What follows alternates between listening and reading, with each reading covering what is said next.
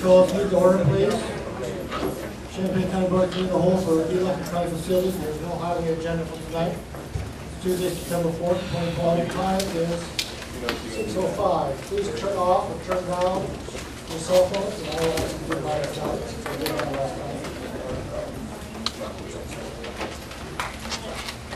Roll call, please.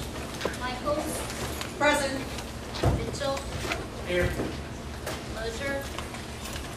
O'Connor. Here. Petrie. Here. Quisenberry. Here. Richards. Here. Gonzalez. Here. Schrader. Here. Alex. Here. Ammons. Here. Anderson. Denzel. Here. Bergson. Here. Betts. Here. Carter. Here. Coward. Present. Esri. Here.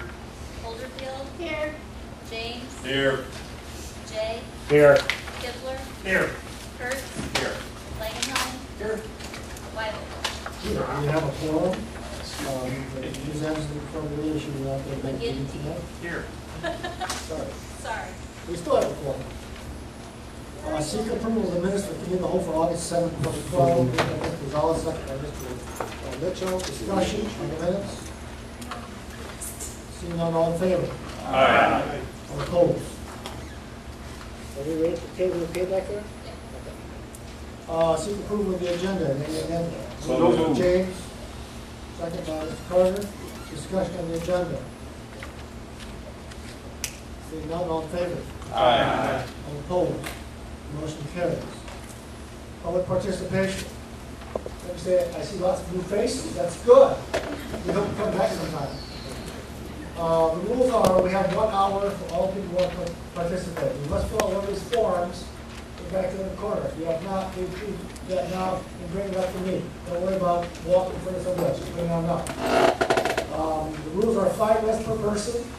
So if you could be, well, we have about a dozen right now. We'll have an hour total. If you could be as efficient as possible in making a statement. What else? I will do the timer. And please state your name and address when you come to the podium. I'm going to go back and forth between the 2 items. We have 2 different items. So we'll start out with Mr. Scott. Scott? What a deal.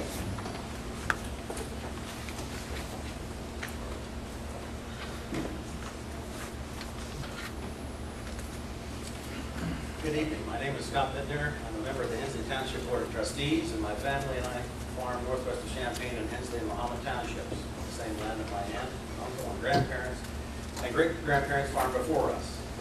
You should have received copies of the letter from Hensley Township to the County Board stating the reasons for our opposition to the map amendment and the special use permit. You know that we raised as important issues spot zoning, as this property is surrounded on all sides by farmland, public safety, and preserving the existing character that includes issues like further fragmenting farmland. That the neighbors most immediately affected have testified against this was also considered. I'm an advocate for success in Champaign County. I count service to public and private organizations as important, and have served as president of the Champaign County Farm Bureau Board of Directors on my church council, as has my wife. Our 2 daughters have both served as president of the same Mahomet 4-H club my grandmother used to lead.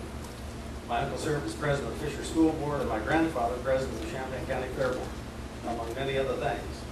These points have been made relevant because the developers have stated that I and other members of the Township Board are against any new growth in the township. We know this to be true because there is a flyer that says, unfortunately, the Hensley Township Board does not want any new growth in the township. I suppose in some contexts that overstatements are a useful device in convincing people to support you. The presidential campaigns might be a good example. But most Americans find it deplorable when those statements are made and then found out to be untrue. To listen to the developers, you would think that the township has a big red rubber stamp that says protest, and that it is used so often that we have to buy stamps by the gross. In fact, the township has formally protested exactly 1 time, and this is that time. To my recollection, since the Plan Commission was established by the Township Board, the Township Board has opposed only one other development, and that's opposed as opposed to protest. That was in New Temple for the same reasons that we protest this 11,000 square foot event center. Only the reasons against this are so much stronger, the more intense use and a significant increase in traffic on an already demonstrably dangerous road. As to traffic safety, the township letter should again serve as a resource in your decision making. I would add that there are people in this room that have been involved in bad accidents or near misses on J. Fisher Road. When we move a combine or tractors from other fields to this road, we do so only after people have made it to work or cleared after business hours are done, and never in football game day traffic. The QOT study purchased by the developers is an in-house study and should not have been used by the county. Even if it was allowed, it should have been discarded as evidence it is woefully incomplete, and again, you can refer to the township letter. It is now a matter of public record that serious safety concerns have been raised. If there are an increase in the number and severity of accidents, who will the victims sue? The developer, the county? If a turn lane must be added, will taxpayers foot the bill? Another issue raised by the developers is need. In fact, they purport that to demonstrate need by saying, again, this is from a flyer that they've sent out, soliciting letters to be sent to you. You're a resident of Champaign County and have looked for places to hold events with slim choices. Slim choices are their words. I guess if I were one of the 43 banquet facilities listed in the 2012 Yellow Pages, or one of the 62 caterers, I might question the developer's statement. Even if there were an insufficient number of banquet centers and catering facilities, I would question the placement of this one. A map of Champaign County shows thousands and thousands and thousands of acres in this county that are contiguous to the existing development around Champaign-Urbana and other municipalities, not to mention the Route 150 corridor, which pledged all the acreage between Champaign and Mahomet for more commercial items. One final point on the subject of competition. Other competing private for-profit facilities have paid the going rate for development land. Think here about the Holiday Inn, Stone Creek, and other restaurants and hotels. It is tantamount to crony capitalism then to benefit this developer by supporting the conversion of a rural residence and farmland to build an 11,000 square foot event center. 15 seconds. To close, some has been made of the very little farmland that is taken out of production for this event center. This is much more about placing an intense urban use into rural Hensley Township. A 40-acre subdivision could add less traffic and noise and future conflict than having up to 400 folks over weekend after weekend, event after event. An 11,000 square foot event center will not be built, not to be used. I urge you to reject the petition for these reasons. Mr. James Kilgore.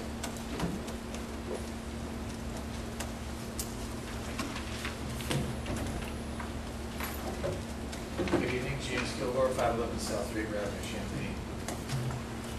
We've been discussing this jail now for months, and certain red herrings keep resurfacing as a reason to build this $1 million facility. One of these is the issue of gender. We do have a problem of gender inequity, but before anyone starts building new pods at the satellite and throwing millions at this problem, I decided last night to do a quick study of the women who are in custody at the county jail.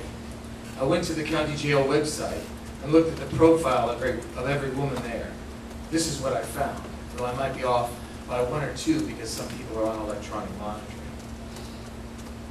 The number of women charged with murder, with attempted murder, with sex crimes, with armed robbery, with assault of any kind, or any crime involving a weapon or bodily harm in the county jail is 0.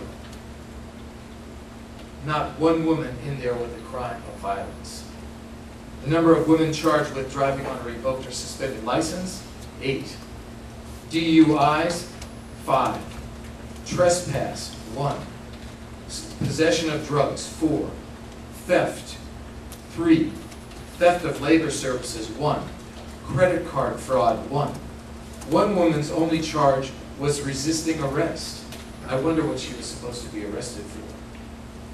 The only serious charges were 2 burglary charges, but one of those was to be released after serving a month, and the other had a bail set of $2,000, so they couldn't have been very serious. There were 2 domestic battery charges, one combined with resisting arrest and criminal damage to property. But note that battery in these cases is a misdemeanor. It is not assault.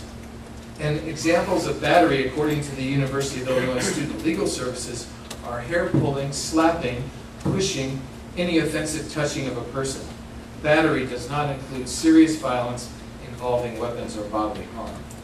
And the last serious charge was financial exploitation of the elderly. What does this information tell us?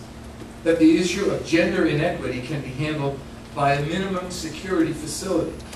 There is no need for these women to be held in a high security setting as they are now.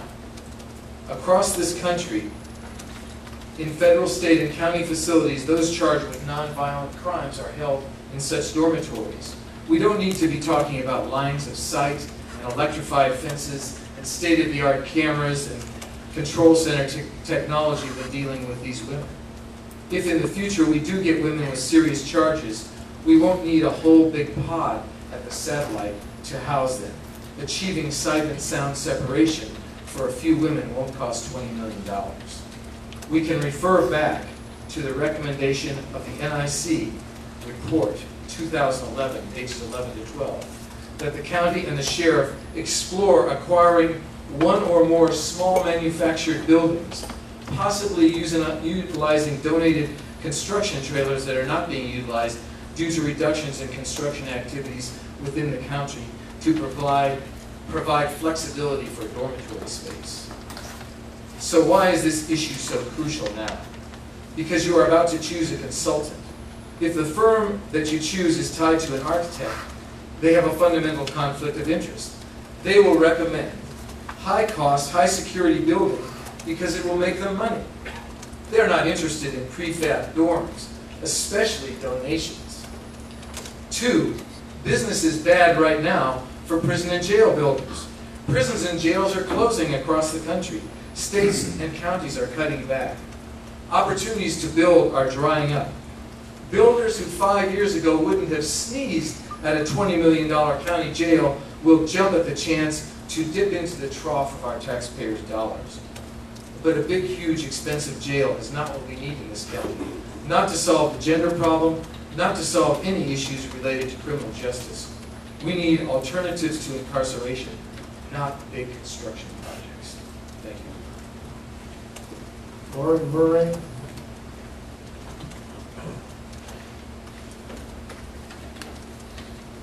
Excuse me. Good evening. Good evening. My name is Lauren Murray, and my sister Annie and I own LA Gourmet Catering. I want to just tell you a little bit about ourselves. As sophomores in college, we decided we'd one day like to own a catering company. And that year, our dad bought the first piece of kitchen equipment we ever had. And from that moment on, we were 2 girls with a dishwasher and a dream. We spent the next 2 years buying old kitchen equipment, cleaning it up, and building a commercial kitchen alongside our dad.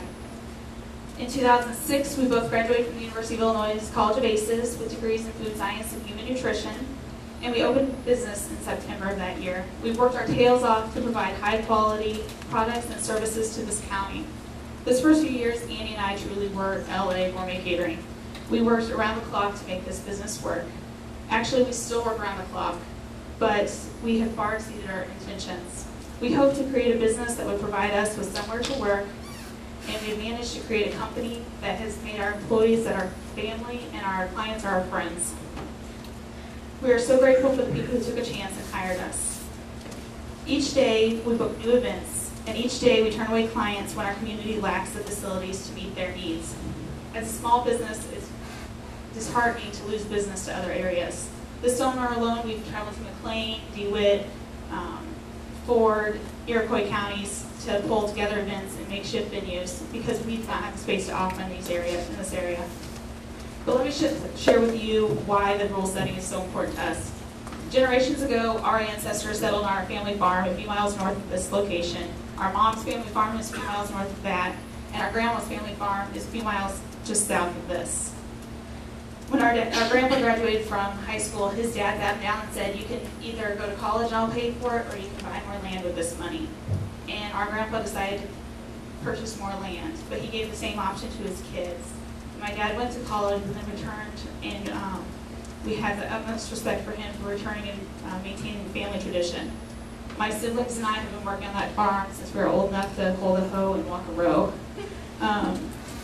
It is on that soil that we learn the hard work ethic and unending spirit of the original entrepreneur, and that's the farmer. On October 17, 2009, I rode in my dad's John Deere 8330T with my new husband, also a farmer, to the reception tent we put in my parents' front yard. See, that was my childhood dream, to embrace the land that meant so much for generations and celebrate the generations that danced there before me. This is the experience that we can provide to the next farmer's daughter and beyond. We are asking to share the land and an experience that is not achievable elsewhere. We have met the expectations and will adhere to the special conditions put in place by the ZBA with their positive recommendation to approve this project. We've addressed drainage with plans approved by the county engineers, public safety with personally paying for a PUOT study that was ordered by the county and the ZBA, not us, and received permits from the health department and plans from the fire department, and worked with architects and landscapers to create a building that will enhance the landscape. This is a $2 million project, $2 million going directly into our local economy to build the space and attract incredible events to our town. We hope to add at least 4 full-time positions and many more part-time positions to our staff. Beyond jobs, this venue brings an entire different level of increased revenue to this area. One event brings guests that will book our hotel rooms, order flowers from our florists, buy their dresses, their tuxes, and eat in our restaurants and shop in our stores. The economic impact can be so valuable in our community and to this township. We spend a lot of time attracting clients to the beauty of our area, and we hope that your vote yes tonight will allow us to continue sharing the community we love dearly. We've created jobs in a time when there's recession and despair. We've created a not-for-profit to reduce waste and help hungry families. We're trying to create a gathering place that celebrates where we live and what we are about. 8 years ago, we were those 2 girls with a dishwasher and a dream. And now we stand before you asking for the opportunity to continue to provide our services to the community and enhance all that we have to offer. Thank you. Martell Miller.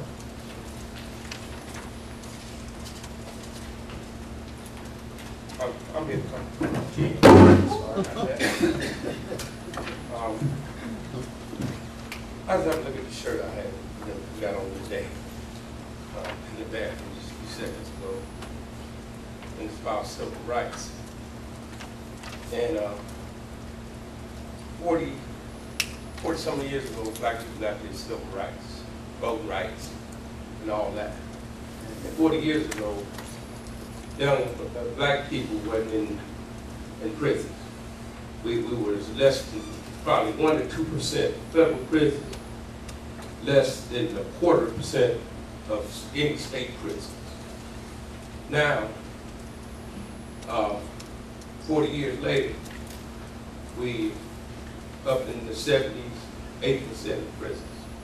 County jails, we 80% of 70% of county jails. And we got our rights. We don't need more jails in this community. We need more programs in this community. We need more of our kids going to Head Start. If you're going to put $20 million in something, you put it in education. You know, our jail downtown is one of probably the newest jails in the state. Most of our jails in county jails are 75 years old in the state of Illinois. And they saying our jail downtown is outdated. Maybe the way some of these people are thinking is outdated. You know, unemployment of black males in this county, 18 to 35, is up to 40%. I think the county should look at some of this investment in how to train, get employment, you know. And when we talk about jails, I know we build a jail, it's going to be filled. It ain't going to be empty, you know. We got some numbers on the IMC site. Go to IMC Atlanta and look at some of these numbers, and you see what I'm talking about. And where some of these crimes come from. We got an area in this community with large hills place called Hedge Road. Don't have a sidewalk, but it got jaywalking kids.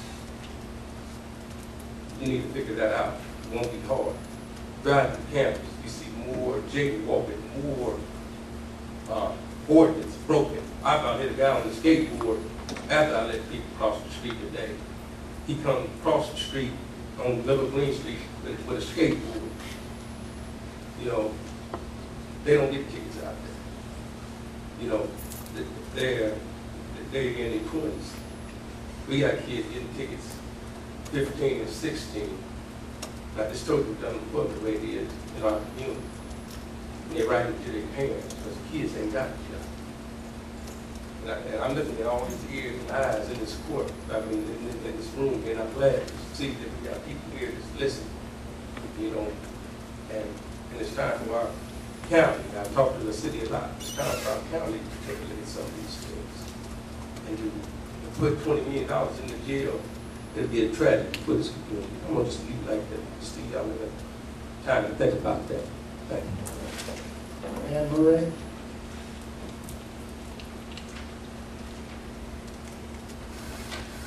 Good evening, my name's Annie Murray. Lauren has told you about where we come from. I just want to take a moment to talk to you about how we ended up here and where we hope to go.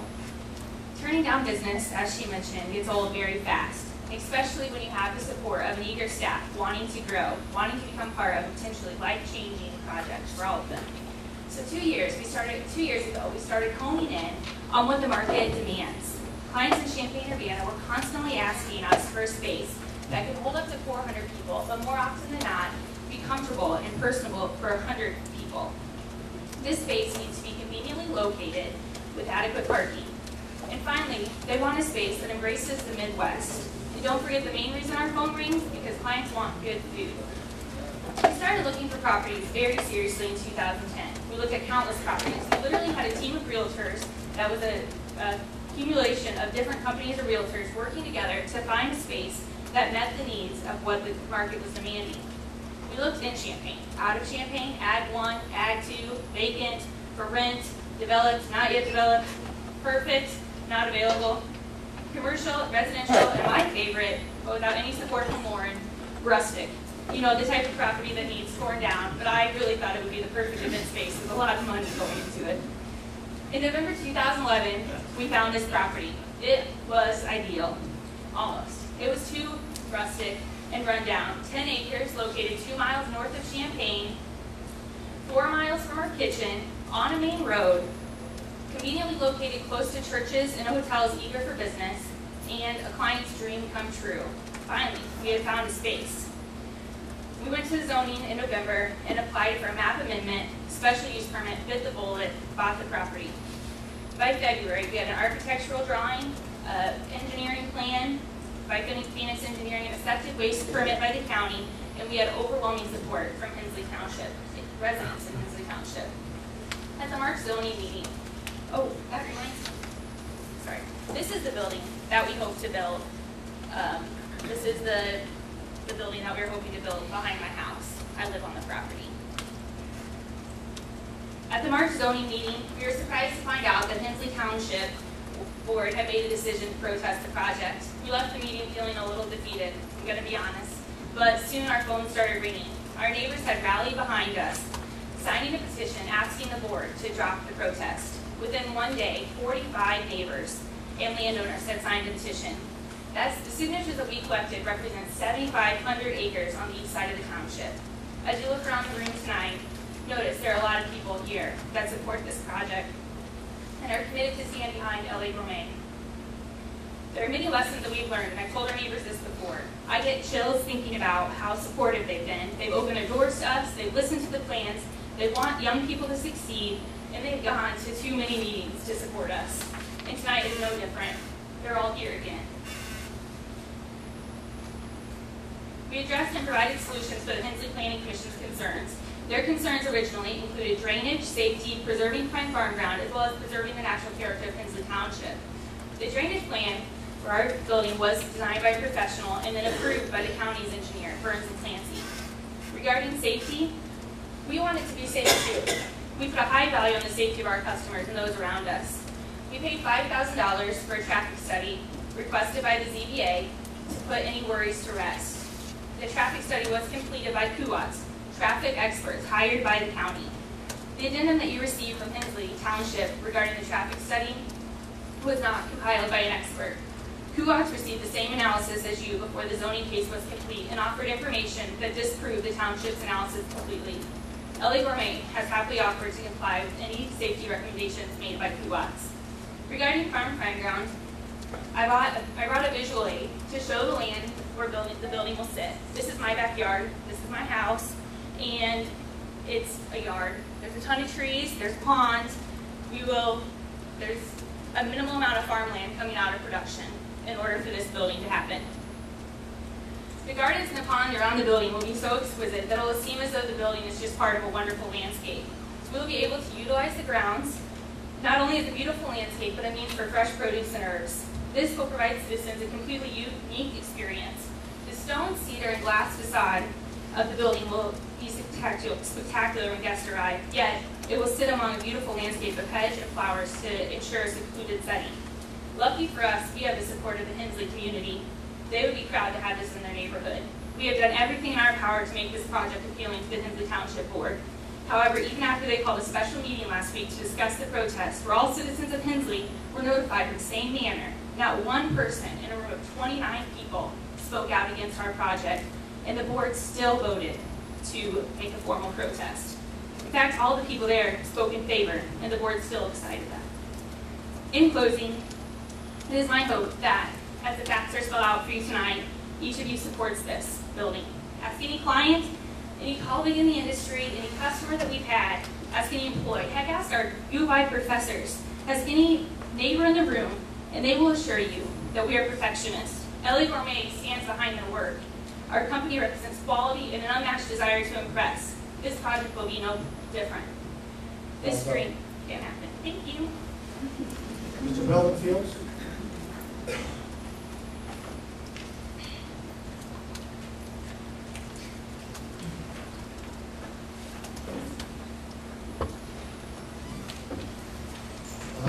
Some of what I'm going to say I've said before. I want to address a broader issue than just the jail construction, but the issue of public safety and how we think about public safety, what we mean by public safety, and what our priorities should be in regard to public safety. I certainly agree with the sheriff that the present situation in the jail, particularly for people with physical or mental problems, is not appropriate. That is to say that in regard to people who have mental difficulties, there is no real treatment, which is often offered in a strictly crisis intervention. And it seems to me that we ought to be especially concerned about how people who are incarcerated and are vulnerable are treated when we assume the responsibility for holding and depriving these people of their liberty. Now, I will concede that in some cases it is necessary to deprive people with mental difficulties of their liberty if they pose a danger to other people. But I think in many cases there can be alternatives to that, working with all of the wonderful mental health organizations that we have in our community. In rethinking how we're dealing with public safety and how we're defining public safety, I would say the key here would be to look at vulnerable segments of our populations. Martel has already referred to one of them, at-risk youth, particularly the African-American community, who do not have adequate services. There are some very good services, but they're not adequate to the needs, education and recreation services. Another one are the elderly, and here I want to come back to the issue of the nursing home and make the argument again that if we are hit by a very serious situation with Medicaid, which had been considered by people who brought up a previous motion in regard to this. There we have a very serious public safety issue, because those people are going to be out on the street, particularly for Medicaid. The private nursing homes are not going to be able to, they're not going to be able to get with the financial incentive wouldn't be able to do it. So I would like to ask Chairman Weigel if he could get a ruling from the state's attorney's office as to whether or not there could not be a fund established. It could be used either on a grant or a loan basis in the case that the county nursing home encounters, but we hope it won't encounter, but in the case that it does encounter a very, very serious situation in regard to the state's non-payment or extremely late payment of Medicare. I want to end just with this pull out about the consultant here, and I would argue that the Institute for Law and Policy Planning would be appropriate. There was an architectural theorist named Kanowski who coined this statement, form follows function. By that, what he meant is you have to decide what you want. You have to do an analysis of what your real needs are, what your priorities are. And after you do that, then you go to the architectural question. You don't jump immediately to the architectural question because you're building without conceptualizing. It makes no sense to do that. So again, Mr. Chairman, my reading is of the law that this money would be available. You don't have to go for a referendum for it. So please do consult the state's attorney's office and see if we're on sound ground there, because that opens up great possibilities. Thank you very much.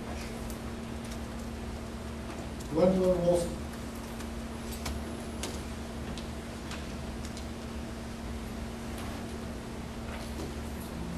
Good evening. My name is Gwen Wilson, and I own FTA, the Wedding and Event Planners. I've been in this business for 9 years, and I'm here to speak in favor of the proposed LA Gourmet Retreat Center. As a wedding planner and member of the Association of Bridal Consultants, I've worked with many local families to plan events that are special and individual. More than half of the weddings I plan have budgets of around or over $44,000. The wedding and event industry is important to many types of local businesses with figures like that. A successful event venue can impact the local economy through not only the venue, but hotel rooms, restaurants, formal wear, transportation, rental companies, and specialty vendors employing many people, and bringing visitors here who might never have a chance to visit our county. I'd like to make 3 points. First, there really is a need for a space like this. Second, Lauren and Annie are uniquely positioned to build and operate facilities such as this successfully and responsibly. And third, the design of this plan that they have is really beautiful, and it's creating a secluded experience for guests. LA Gourmet will also be creating a buffer to minimize any impact on the people who live in the area. Just this month, I was trying to find a location for a wedding reception for this fall, but after a dozen calls, we just couldn't find any place that the couple could settle on that met their needs. Having a unique option like this would offer people not just one more place to hold their event, but it would provide a completely different type of experience and atmosphere. When families are looking for a reception location and cannot find anything available, they are likely to decide to go outside the county and reserve a destination site or look for locations in Bloomington or other nearby towns, taking the revenue not just for their reception, but for hotel rooms, restaurants, and all the other wedding expenditures. What's really special about this location and the idea setting is that it's rural and it offers space where a lot of the things that you have in town do not.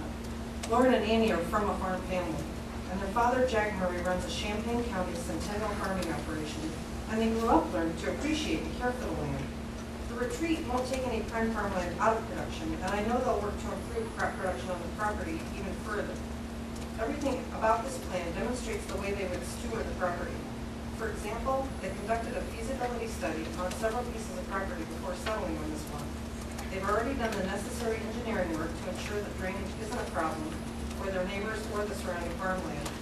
The they're going to plant at least 100 trees to create a lush green space that also buffers noise and light from leaving the property. They're installing as few lights as possible to further reduce the chance that neighbors will be affected, and they're creating parking areas that ensure traffic can flow smoothly and without disruption. As a member of Master Gardeners, I'm really excited about the landscaping they have planned for the property. In addition to the pear trees they're planting, they'll be growing many of the vegetables and herbs that they'll use in the meals they serve at the retreat. Even the septic field will be covered by colorful wildflowers, just like it would have been 100 years ago.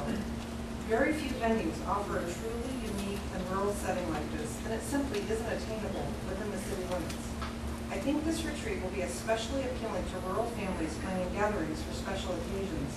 The picturesque nature of the countryside will be a draw for people who share a rural heritage and who want to share their passion with nature with their friends.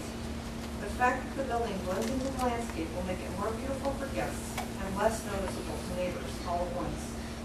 Lauren and Annie are good businesswomen and even better citizens. They offer a quality experience for each guest, and they always go above and beyond to make sure that events are memorable and special. In all the years I've done business with them, they've never, ever taken advantage of anyone. In fact, just the opposite. They are gracious, accommodating, and unflappable, and I'll tell you, dealing with a crazy bride, that's not an easy job. They provide good jobs for many people, they donate their time and talents to several local service organizations, and they operate one of the most upscale businesses in central Illinois.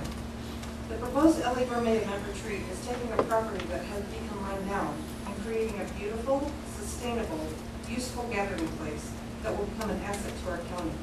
Thank you for considering the proposal. Joe Bauer.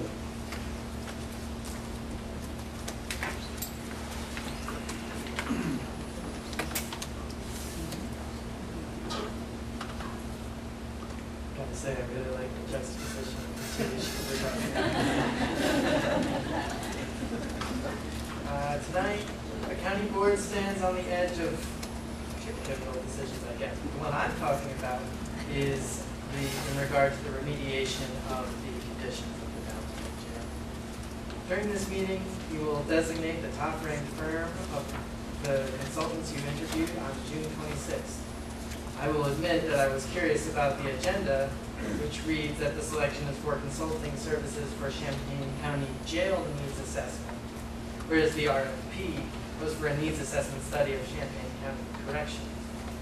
This is the latest example of a recurring attempt to narrow the scope of the county board's discourse on this issue. I hope it is not lost on the county board that the most consistent advocates for the notion that this is purely a facility issue are also those with the most invested in the current shape of the criminal justice system in Champaign, the sheriff and the state's attorney. What status quo is the jail space improvement project planning team protecting?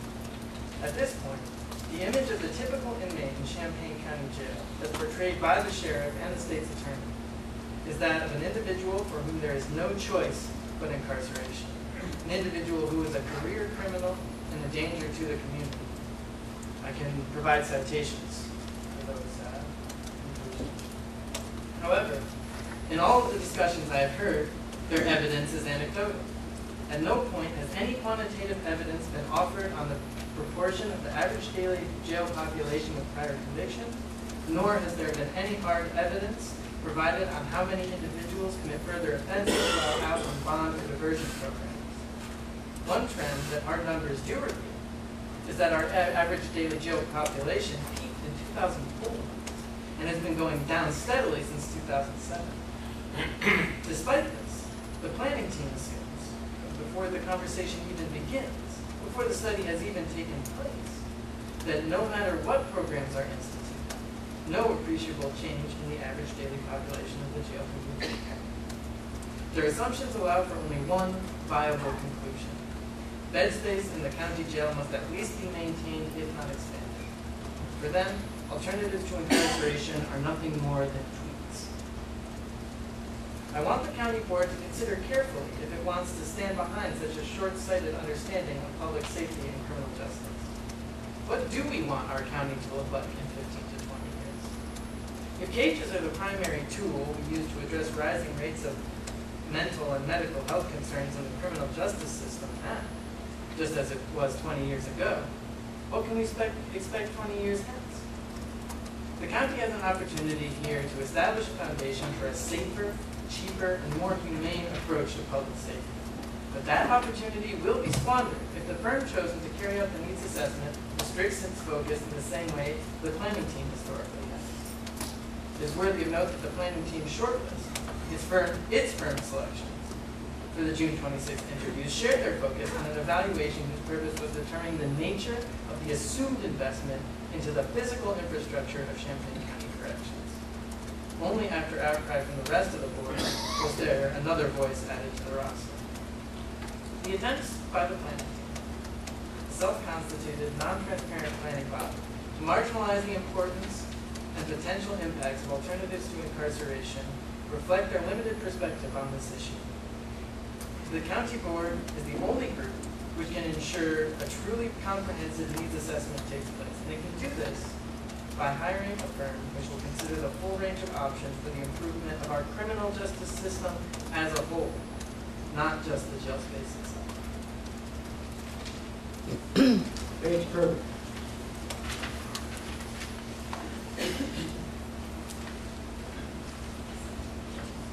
Paige Kirby, 307 North Third Street, Champaign. I am reading a letter on behalf of Kendra Corson, client of LA Gourmet Catering. She speaks the words I kind of said better myself.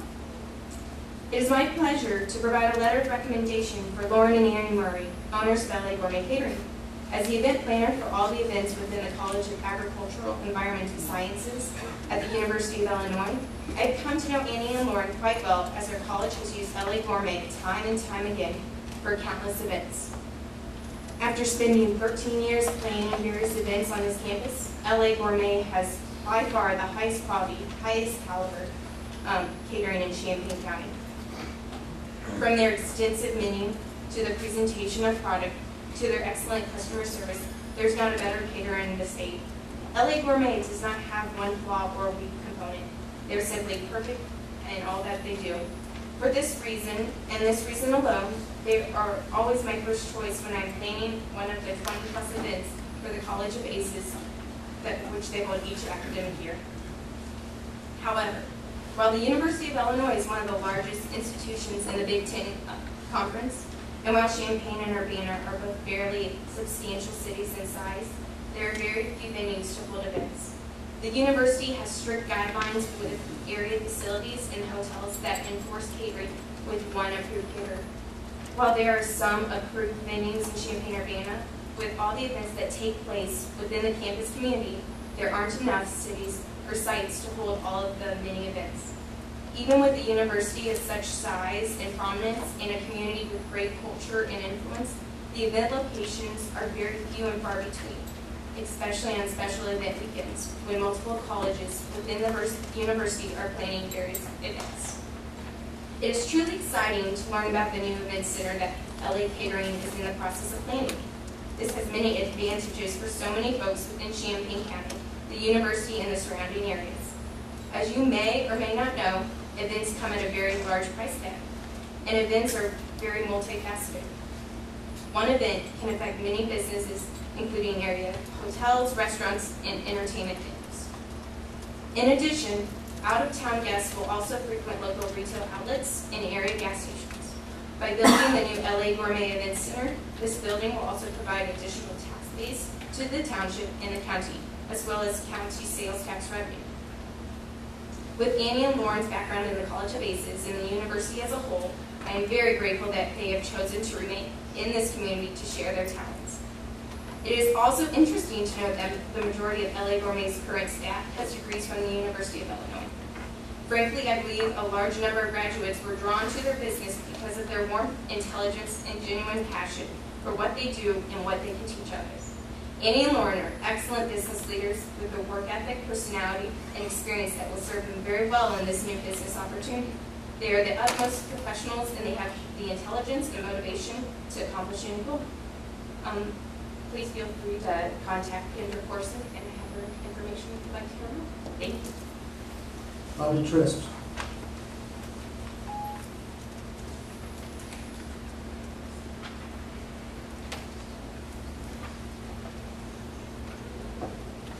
Bobby Twist, here.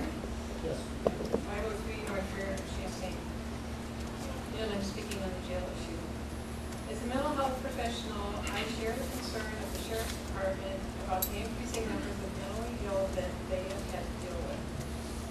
neither the specialized training nor the adequate accommodation for housing inmates. These factors make the sheriff's work at this department more difficult. I do not believe that we have more mentally ill people in our society than we had before. Rather, I believe it is the lack of appropriate resources that land more of them in the criminal justice system. I cut my teeth at Elgin State Hospital and Ypsilanti State Hospital in Michigan in the early 60s as a college student. And when those huge state institutions were shuttered in the 60s, the plan was that there would be local mental health centers and group housing to care for the people that were released, care for them in the community. This plan was only partially realized. In recent years, the programs we do have lost funding. Some have shut down, and those remaining are severely stressed.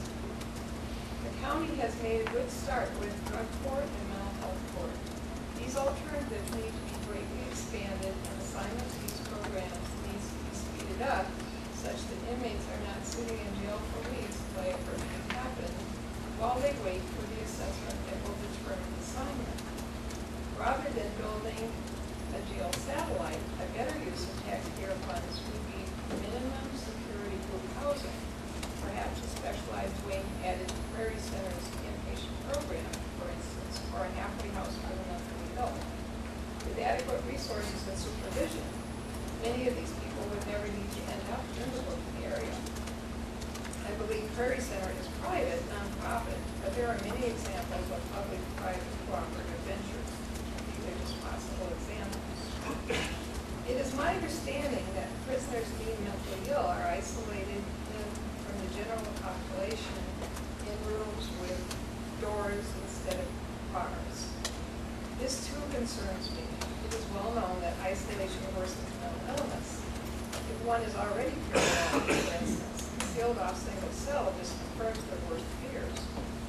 One recent inmate reported that it was only access to books that kept him or her sane during a short stint of isolation. And that was a short stint. In addition, there are many mentally ill people who can function very well in the general society. One person I know has had 3 hospitalizations over decades for attempted suicide, that this person is a very effective and sought-after public school teacher. Another I know has been hospitalized numerous times on the local psych ward, but once this person's medication has been stabilized, he or she is a respected elder in their church, and advice is sought out by other members. A friend's teenage daughter has been ill for over a year while the family has tried to determine the cause. On-call doctors are the best, the daughter told me, because they look with new eyes. That's direct quote. It is also true that most scientific breakthroughs come from scientists outside of that particular specialty, because they see outside the box of that narrow discipline. I believe an assessment by a firm that does not actually build jails is best equipped to do a needs assessment of our needs here. They have no vested interest in recommending or not recommending a building. As such, I think they would be more open to innovative ideas that might make it unnecessary to build at all or to build a jail as such. I believe we too need to think outside the box. Thank you. Susan Warsaw.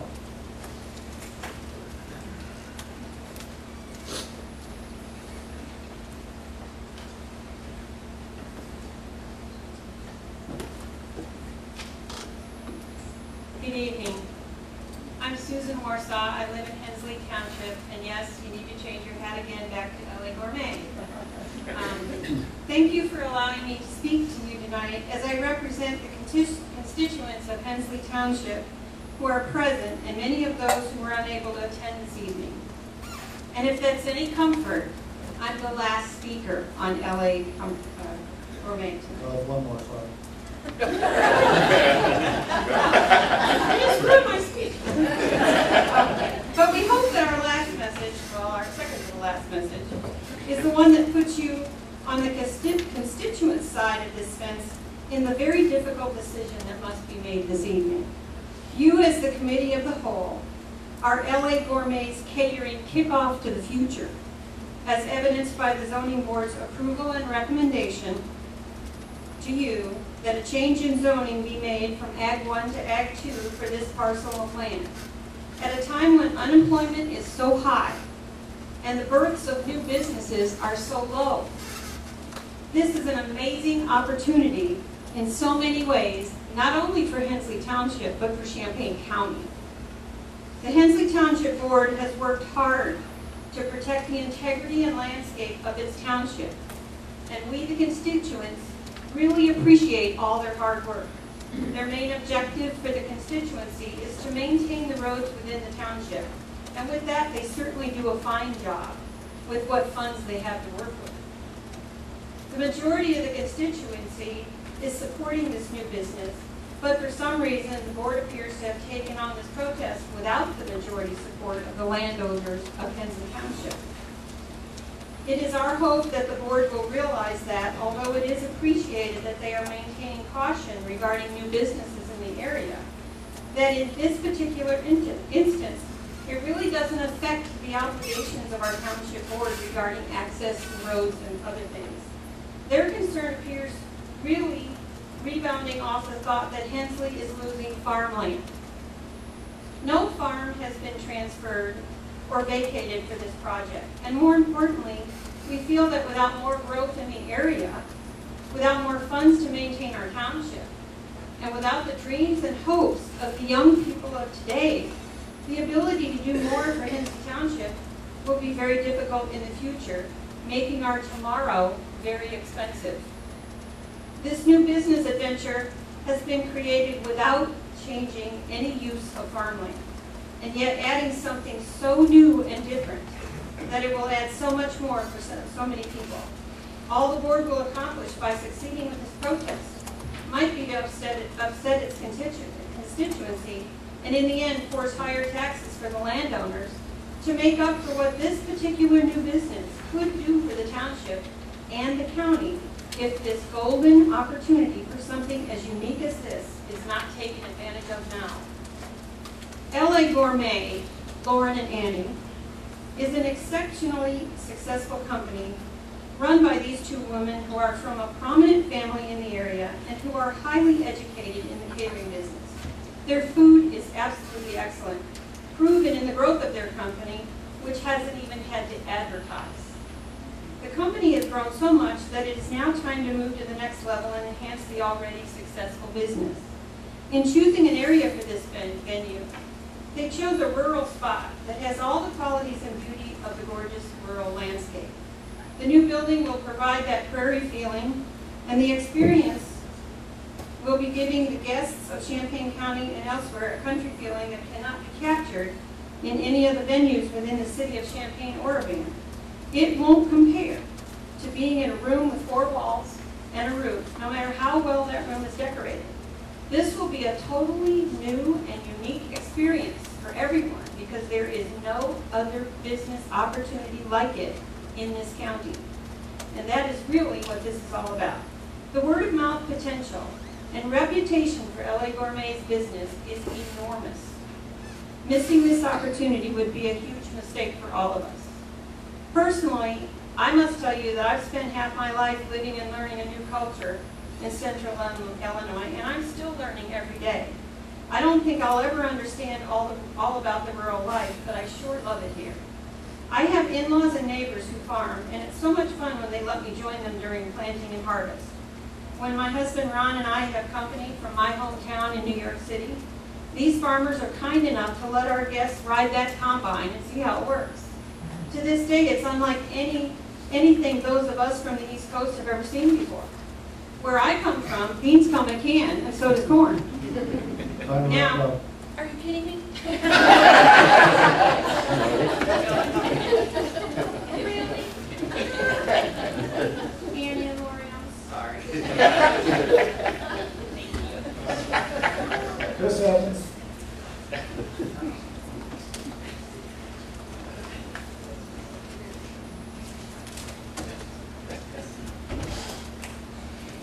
Minutes does go fast. Chris Evans, District 8, and I guess for continuity, I'm going to argue for gourmet catering at the jail.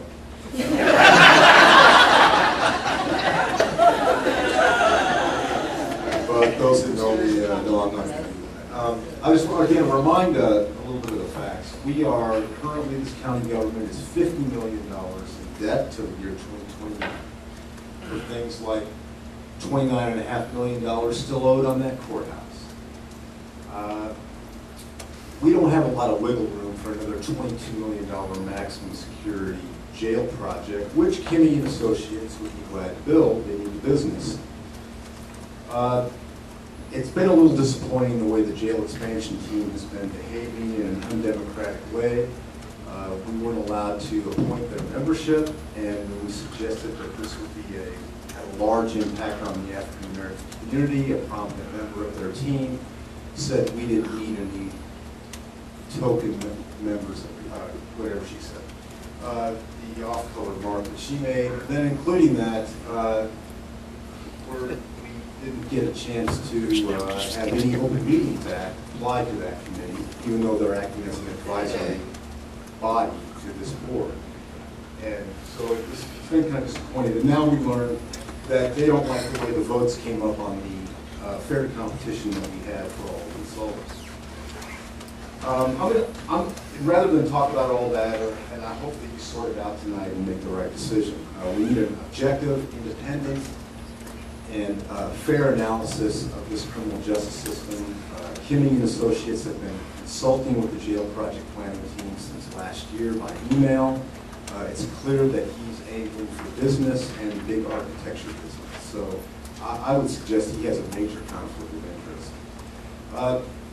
In regards to the county administrator's comments to WDWS in January about we're building a new jail because we have more mentally ill people, I think I'm going to leave with you an email written by Harmony Gurley, who is the mental health nurse at the county jail. And this is an email that she wrote to Captain Alan Jones on January 11th of this year, where she goes into great detail and describes the effects of putting mentally ill people in the county jail. And she repeats over and over how easily exploited they are, how their symptoms are exasperated, they're subject to paranoia, increased sense of violence. They can be put on suicide watch. They don't do well in the county jail. And that was an argument that she was making to suggest maybe a separate pod would be in order for the mentally ill patients. Then she called the National Institute of Corrections later that month and got this advice. And she talked to a lady about, what would be better if we built a pod for the mentally ill. She writes back to the sheriff. This is Harmony Gurley talking now. She said, "We talked briefly about the design of such a pod. She also gave some insight into the risks and benefits of having a medical mental health pod. I found most interesting her cautions about this type of housing and how with the state of Medicare and closure of community mental health services, a specialized pod may lead to more arrests for minor violations. A police officer may be aware of an individual's psychiatric history, thus arrest him knowing he can be treated in the jail." So it seems to me that we are using the jail as a mental health facility. And if there's anything we actually might need to build, it would be a mental hospital, or somehow expand what's going on at the pavilion, somehow expand what's going on at Provena. But jailing people because they're mentally ill is a little close to a class action lawsuit. We don't put people in jail for being in wheelchairs. We don't put people in jail for being developmentally disabled. The state's attorney tried to suggest that we prosecute the mentally ill because they're so darn dangerous, and used the incident at the bus terminal with the law professor as an example. When the task force questioned Harmony Gurley, who is the mental health nurse there daily, what the charges are for the mentally ill, she said 80% of the mentally ill are there for low-level misdemeanors. So we need an analysis. I'll wrap it up right now. We need an analysis that is fair and objective and is not angling to get a building contract. correct. Thank you for your time. Catherine Howell. Ealer. Sorry. Hello, I'm Catherine Eatler. My address is 1078 County Road, 2200 North, Champaign. I own farmland in the two sections just that touch the section where LA Gourmet wants to put their event center. And I'm speaking in favor of LA Gourmet developing their event center. I was thrilled when the zoning board approved the change of zoning from zone 1 to zone 2. And I was very upset with my Hensley Township Board for protesting the change. The decision to remove this 10 acres of land was made from agriculture, from production agriculture, was made 28 years ago when the owner sold this strip of land and a house was built on it and trees were planted and so on.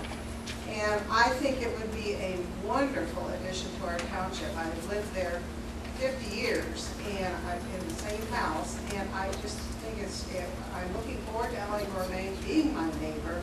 I think they will be good neighbors. Thank you. Bill Cruz. Really, that's all. Thank you. I'll see if I can move real fast. Tonight you have a commitment to keep. A commitment you make to yourselves, those working in the criminal justice system, and those citizens who find themselves in the criminal justice system, and especially to the taxpayers of Champaign County. Now is not the time to waver or backtrack on your commitment. Last spring, after much discussion and input, you approved a request for proposals to conduct a needs assessment for the Champaign County Corrections. You are to be commended for your diligence, because on pages 10 through 12 of the RFP, the scope of services highlight 9 specific points of information desired from the consultant you hired tonight. All 9 points are critically important to gaining a clear and factual accounting of our current situation and future options. Clearly, your intent is to collect more information, not less, about those aspects of the criminal justice system that directly affect and impact inmate population numbers needed for meaningful jail planning purposes. In a recent letter, Sheriff Walsh expressed a concern to the board about hiring an expert that specializes in jail efficiency. On the flip side, there is public concern that the board will hire a firm that specializes only in physical structures or facilities. This should not and cannot be an either-or choice. You know why both are needed. In several months, the information you see tonight will be used to make some very important decisions on behalf of the citizens of Champaign County. Without a comprehensive report addressing all issues you have identified in the RFP, you will only find it more difficult to make decisions and explain them and justify them to the public. The jail is only one component of the criminal justice system. Improving public safety is not addressed simply by talking about jail expansion, concrete, and mortar. It is much more than that. Your RFP addresses many of these issues: alternatives to incarceration, needed inmate services, cost estimates and options, and downtown jail options. As you decide who to hire to conduct your needs assessment, do not limit or change your focus or goals. Keep your commitment to the scope of services outlined in your RFP. You need to hire the firm best able to meet all 9 services in the RFP. To do otherwise is to shortchange yourself and the citizens of Champaign County of the information needed to wisely manage taxpayers' money while addressing the identified problems and needs of our local criminal justice system. Hands up. Okay, communications from the board. Communications from the board. Good. Thank you, Mr. Chair. The Champaign County Farm Bureau communicated to me that they'd like to send their kudos to the Sheriff's Department for an absolutely stellar job at helping them with their tractor ride and picnic from south side of the county up to basically central part of the county. So thank you to the Sheriff's Department for a job well done. want to be up, Mr. Kurtz.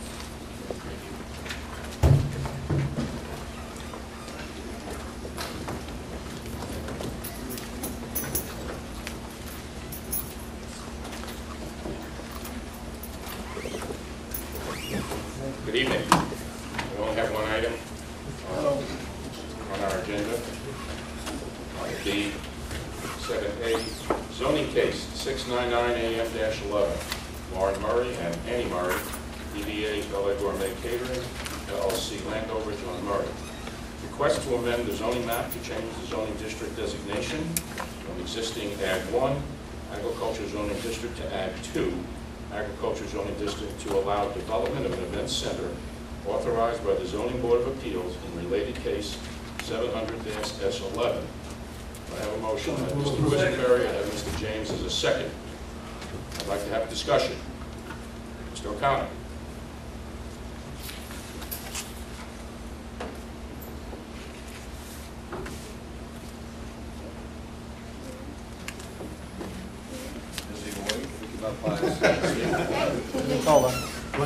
I recognize Mr. O'Connor. I second the motion. Oh, Present. Oh, I'm sorry, okay. We were in discussion there, Stephen, okay. Anyway, John, Mr. Short. Thank you. Thank you, Chair Kurtz. I just want to remind the board that we've heard testimony tonight, and a lot of it's been basically drawn to the special use permit. And I want the board to recognize tonight that we're dealing with a map amendment. We're dealing with rezoning from Ag 1 to Ag 2. We're dealing from the standpoint of what are we going to create from a density standpoint.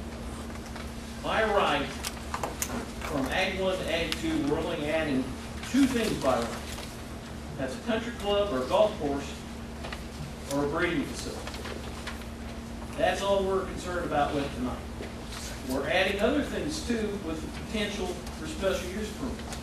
Don't get me wrong, there's another 30-some things that can be added for special uses in the Ag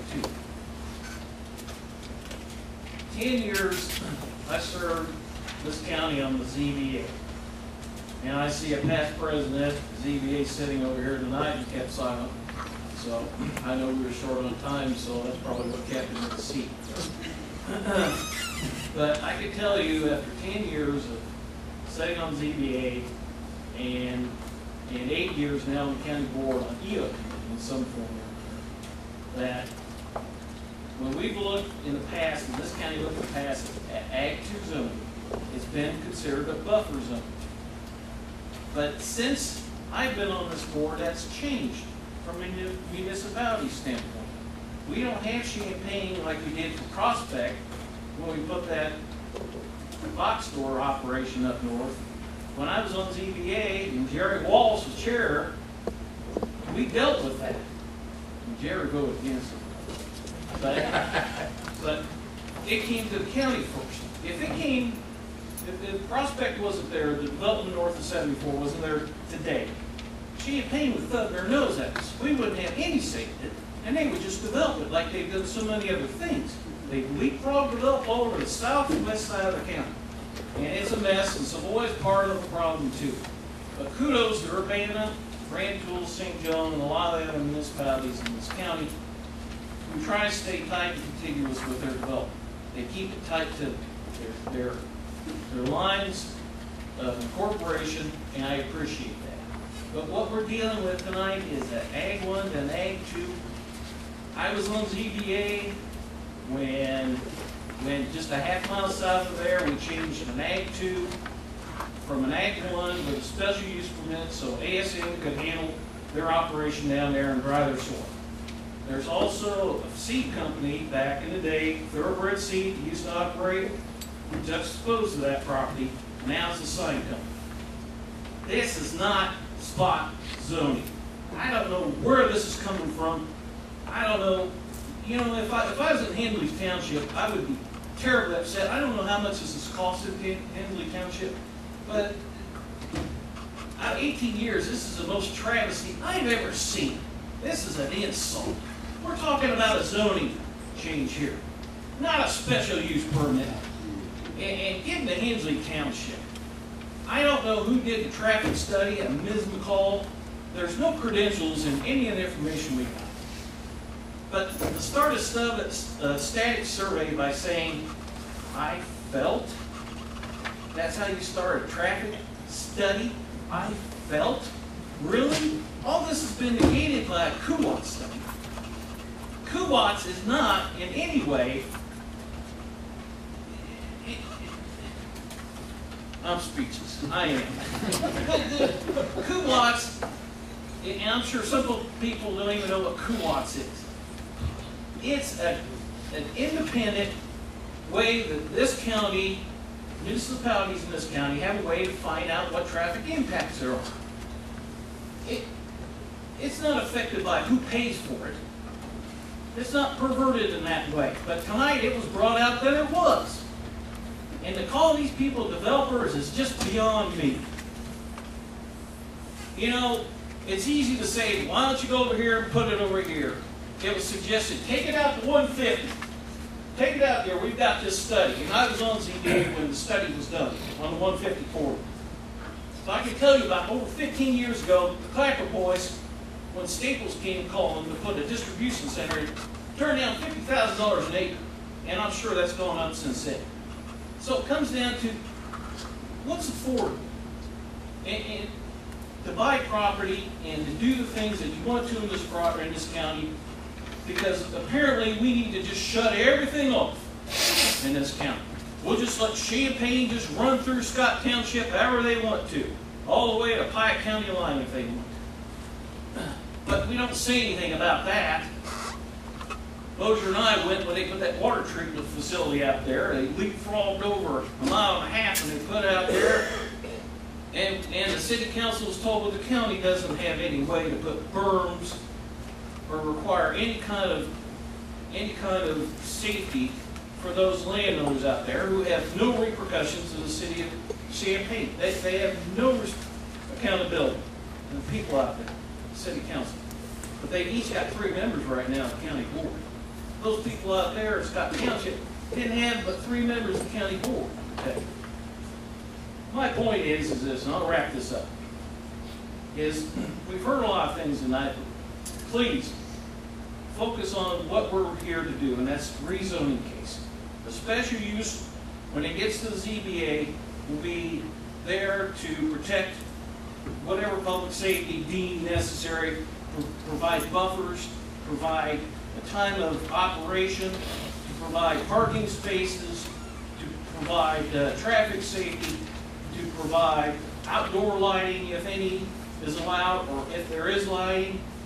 This is the thing that the special use will do. So I thank you for listening to my rant. Mr. Langenheim and Mr. James. First, I have to ask Mr. Hall a question. I heard Microphone. correctly Microphone, please. saying that country clubs are allowed in Ag 2. I would like to ask, what is the substantive difference between an event center and a country club? In operation. Okay.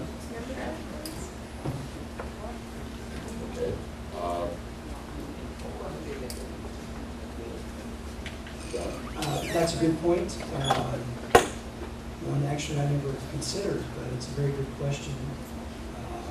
I think as a practical matter, 10 acres may be too small for a country club, but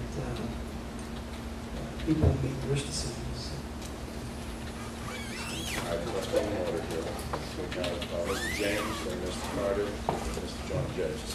Jonathan took a third of my speech, but I'd like to ask for a roll call. Roll call vote on that. Second, Mr. Keeler, continued discussion.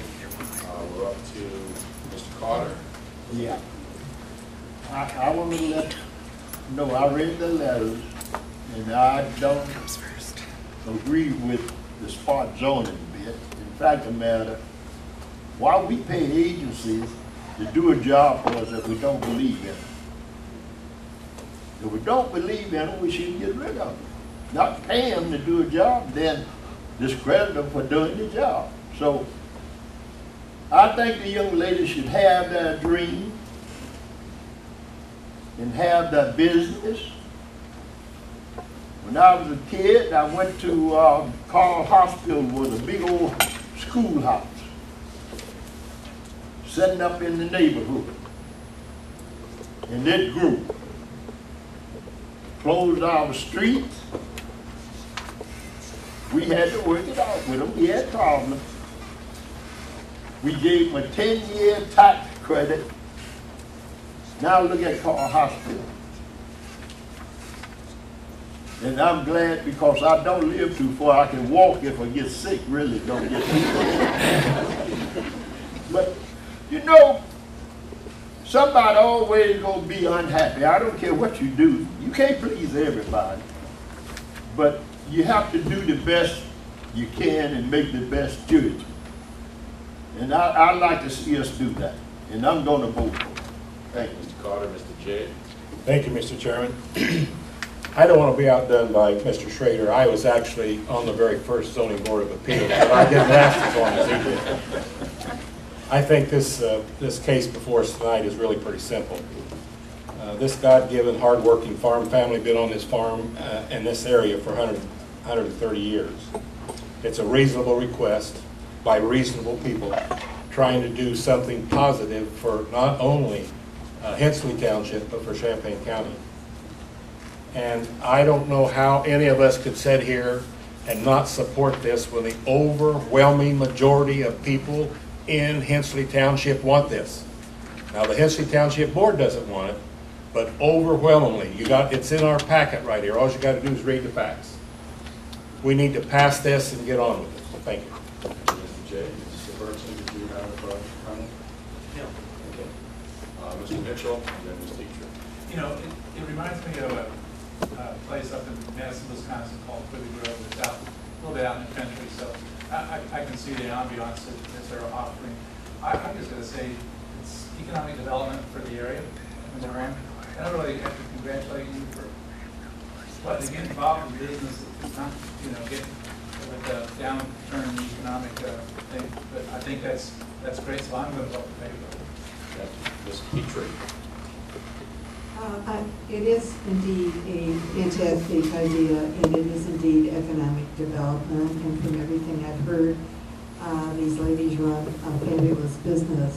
But to be consistent with my vote on the Klein case, which was a no when I could not convince the board to add in to the recommendation that when the Klein land went from A1 to I1, unless the board is willing to do the same with this, that if this business ceases, then this reverts back to A1 and does not stay at A2, because there is no guarantee down the line that what is an A2 today will be an A2 10 years down the line. For us to make that presumption is not valid, and we do need to do things to protect the inroads and the spread of what happens when we start changing zoning, and by zoning amendments incrementally throughout our county.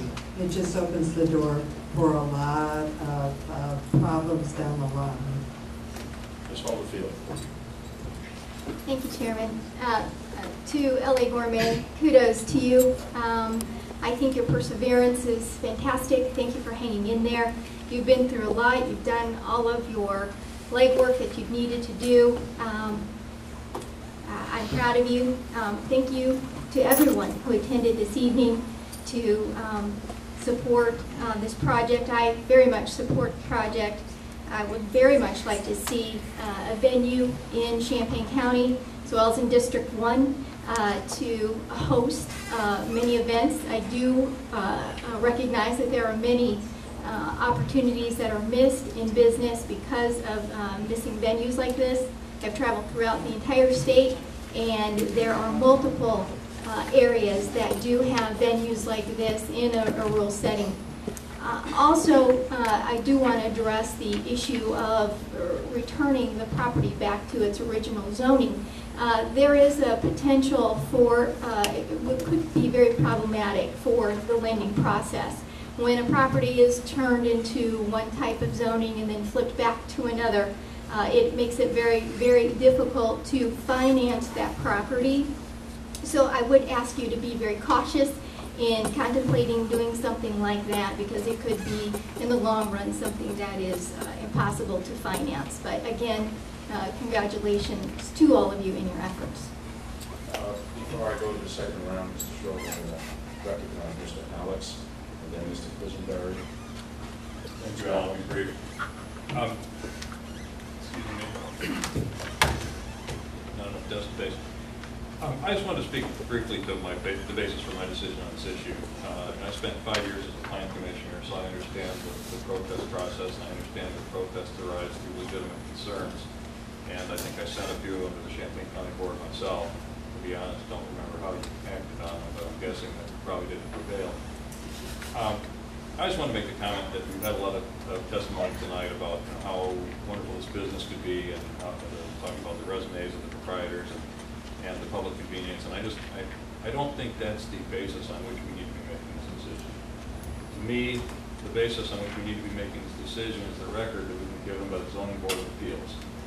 The Zoning Board of Appeals is a public hearing body. They're a deliberative body. In these cases, they give a lot more time and attention and in-depth analysis to these zoning cases with the assistance of the Planning and Zoning Department than we could ever hope to do in a committee of the whole meeting. So, this is not a group that throws darts at the board. This is not a group that is subject generally to whims of politics. The ZBA believes that this is an appropriate rezoning request. I agree, and I intend to support it. Thank you. Mr. Quisenberry.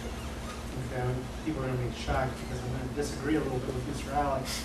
I think actually the success of this business is a part of this, because I don't think we want to undertake this if we had concerns about making a rezoning for a business that wasn't likely to succeed.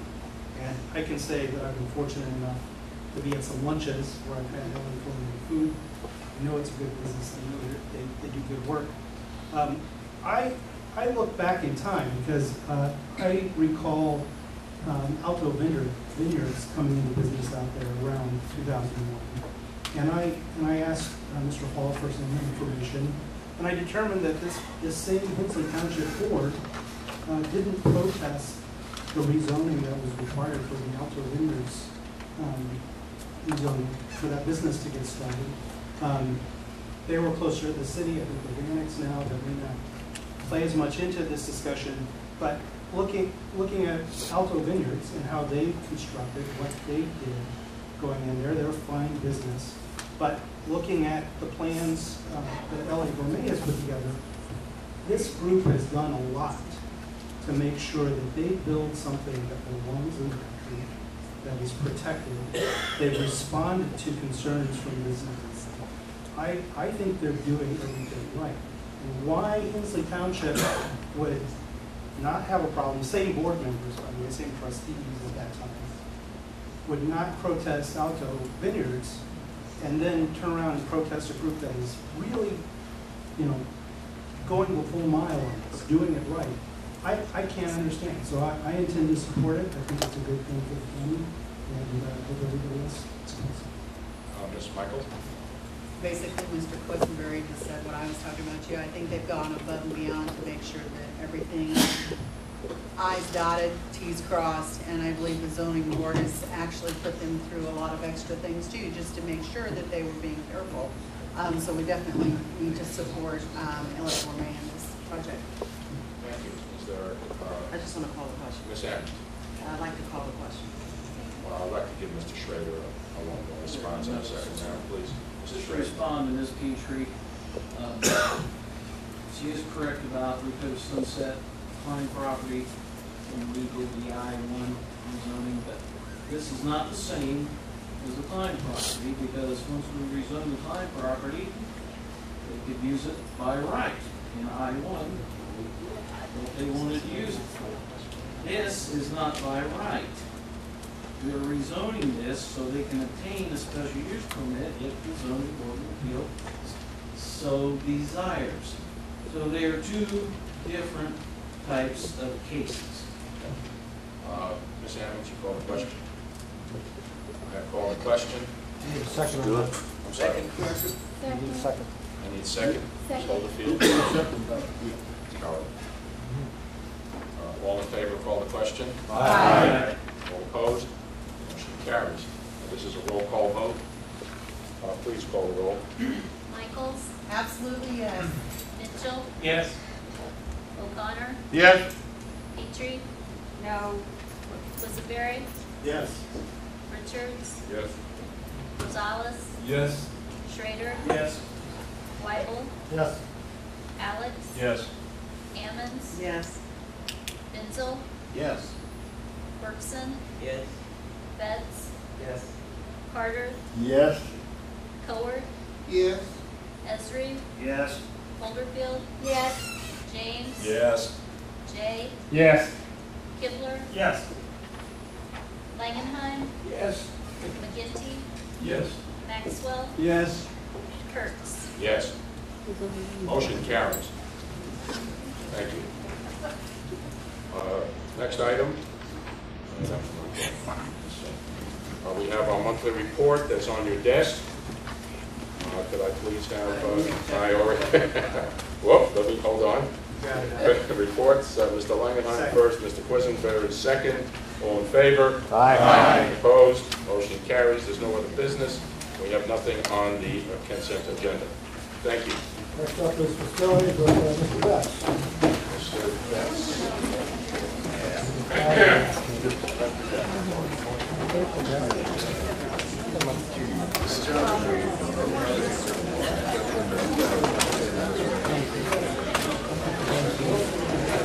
I think Mr. O'Connor is here.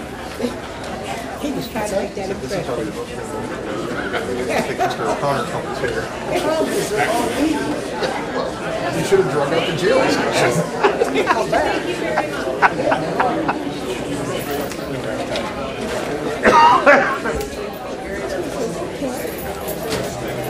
No, Tim's not here.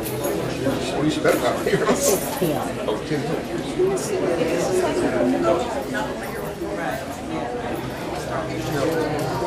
Chairs come.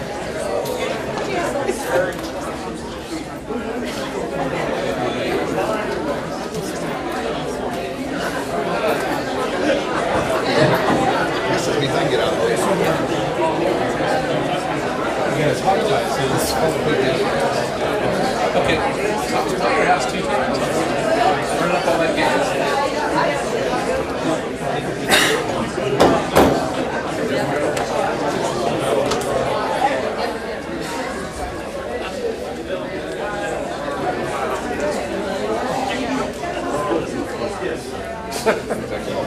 Come on with that nose when you come back. Go ahead. Take it, please. And I won't have to get to you, Sheriff Payne. As the public and police exit the room, it will be appreciated. Carry on your conversations outside. Thank you.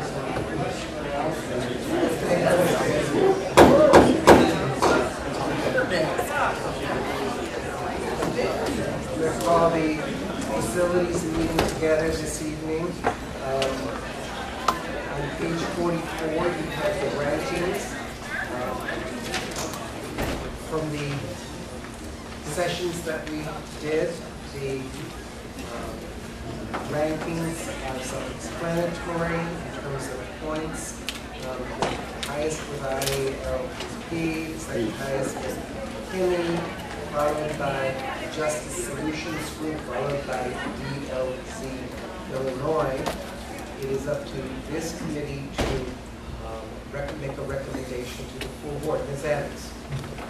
Thank you, Ms. Betts. I'd like to move approval of the top-ranked firm, ILPP, for the consulting services for Champaign County Jail Needs That is Assessment. seconded by Mr. Lang.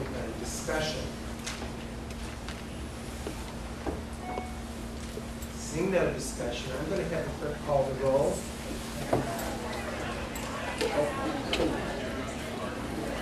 Michael? No. Mitchell? No. O'Connor? No. Petrie? Yes. Quisenberry? Richards? Yes. Rosales? Yes. Schrader? No. Weibel? Alex? Yes. Ammons? Yes. Benzel? No. Bergson? Yes. Carter? Yes. Howard, Yes. Esri, No. Overfield. No. James. No. Jay. No. Kipler. No. Kurtz. Yes. Langenheim. Yes. McGinty. Yes. Maxwell. No. Betts. Yes, Mr. Webb has walked in the room. Mr. Weibel, your vote. May I ask what we're voting That on? was on ILPP to be the preferred program. And Mr. Quisenberry as well has not voted. I'll vote yes. Yes. And Mr. Quisenberry, yes as well. No discussion. No discussion. 14 to 11. Motion carries. Next item of business is recommendation for Shield meeting room improvements to enhance county board public access. Mr. Reinhardt and Lucy have worked to come up with some ideas. Mr. Reinhardt, or whoever would like to speak.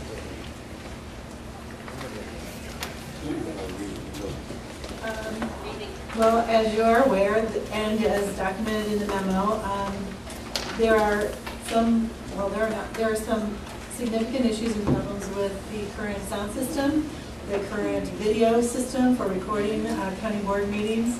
There have been repeated complaints by board members about the setup of this room.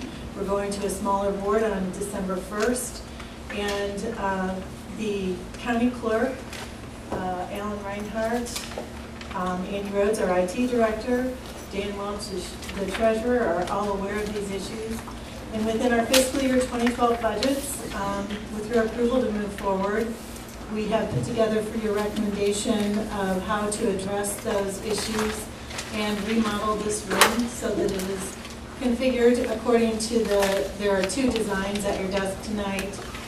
There's one on the front and one on the back, two different ways of purchasing furniture that would be slightly smaller, take up less space, remove this platform, which limits and constrains the way this room can be set up, increase the public participation areas, improve the filming capabilities, improve also so that the meetings could be fed through a live stream over the internet so that people other than those who have Comcast would be able to watch it at home while the meeting is going on, and making improvements to the sound system so that you can actually hear the meetings when you listen to them or watch them. So that's a summary overview. In the packet, you will see that the county clerk, who is basically responsible for the video filming of the meetings, has identified $20,000 in his fiscal year 2012 budget that he is willing to commit to this project to replace video equipment. The IT department has identified $30,000, which they would use to replace the sound system and hopefully improve the presentation system for presentations when they're put up for you and for the public. Within your own general county budget, there's $55,000 left in the contingent line item and $5,000 left in the attorney's fees line item that will not be needed. That you, if you approve of this, you could approve transferring to the physical plan for the facility needs of this room to address the issues that have been stated.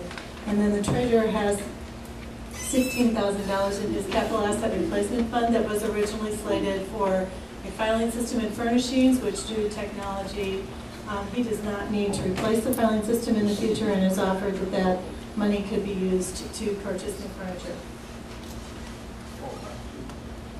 Mr. McGinty. I love the idea of using the horseshoe design just so that we can all talk with each other. I've had my back to all these folks for 8 years, and I think they would use many fewer hand gestures and things if they were looking me in the eye. But definitely the horseshoe is going to help. I really don't care which one. I love the idea of using multiple cameras, just something to get a little bit more read on what, and of course improved audio quality. It's going to just be huge from a transparency standpoint, information standpoint. to have the money to do it this year, the plan to take a month and go over to the DIMIT to meet, to get this done before the next board meets, good deal. Let's do, I don't care which one of these, but both of these make a heck of a lot more sense than the way we've done it for quite a while now.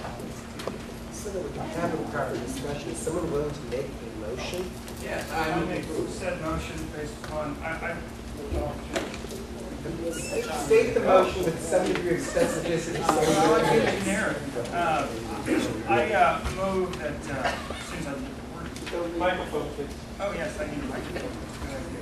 I move that we approve, recommend suggested improvements for the Shields meeting room to enhance County Board of Public Access. Which option? I'll go with option 1. Okay, you're recommending the action that is stated as the recommendation on page 47 with option 1. Is there a second? Second by Mr. Mitchell. Discussion. Discussion on the motion. Ms. Burks. Where Brendan, again, he says they would be looking at the eye. If you look at these straight rows of 8 to 10 people, nobody, they're going to be 8 to 10 people that you can't look at them. And I think a real horseshoe in a big curve would make an awful lot of sense.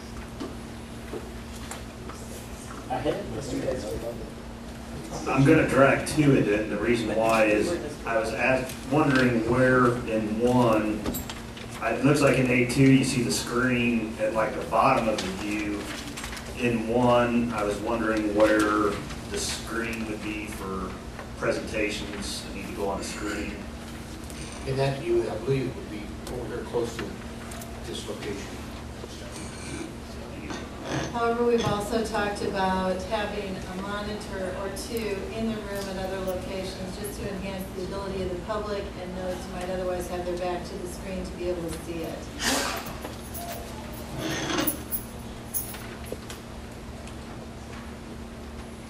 Mr. Carter. Yeah. You know, I wasn't too in favor of changing this committee. The county is growing, and for what you pay your county board members to do your job, to spend this money to change the chamber, you're almost out at Muhammad now. You just passed Savoy, and it's steady growing. So later on, what you're going to have to do, come back and vote them back on and redo. To me, it just didn't make any sense. No more money that you're paying the county board members. I think it was a trust to keep. Thank you. Mr. Wagner. I like the idea. First of all, I thank Mr. Holton for giving us the money, or offering to give us the money. I'll talk to you later about some needs I have personally. Also the IT staff too. I want to point out about the question about this being a horseshoe. It is a horseshoe because you look at the number of tables. It says, certainly I'm looking at A2 at the moment. It's for 26, so only 2 of the county board members would be at the head, so to speak. All the other 20 would be on the side. So effectively, it is a horseshoe. And really the same, but we live different for number 1 actually. For that reason, actually, another reason I prefer item 2 or option 2 because there's less of a hidden portion of the I guess the view of a person that's on the board versus the possibly with the corner of the where a spectrum I'm sitting versus back. If the spectrum would be sitting back that corner, and the county board member is sitting where Mr. J is, obviously they can't see each other. So therefore, I move to amend the main motion to change option 1 to option 2. I have a second by Mr. Quisenberry. So you're substituting option 2 for option 1. Correct. So now the matter that is in order is only to discuss the merits between option 1 and option 2, not whether or not we use the project itself. So I'm sending a new list of folks to speak on that subject, and I will limit you. Ms. Holderfield. In looking at this, I guess counting the seats basically in the best site site of vision? What's your site going to be? And I think particularly for the audience as well, as the board members, either option 1 or option 2, I think are going to have good visual. But as far as the public, what is the opinion of the experts that drew this? Who's going to, which one of these are really going to have the better sight from the audience's perspective? We presented the architects with option 1, and they developed option 2 because they believe it delivers better site access, as you were speaking about, because the public is basically all seated at the base of the U. Thank you. Mr. Quisenberry. Wade. Okay, Mr. Kurtz. I'll Curtis, the single seat. Okay, right, I'm on microphone. What's happening? Or is it my voice that I'm losing? Single seat, who sees that? Public participation or presenter. Oh, okay, so this would be there, is that what we're talking about? Well, it's actually in option 2, it's right at the base of the U. Okay, thank you. Mr. Kibler.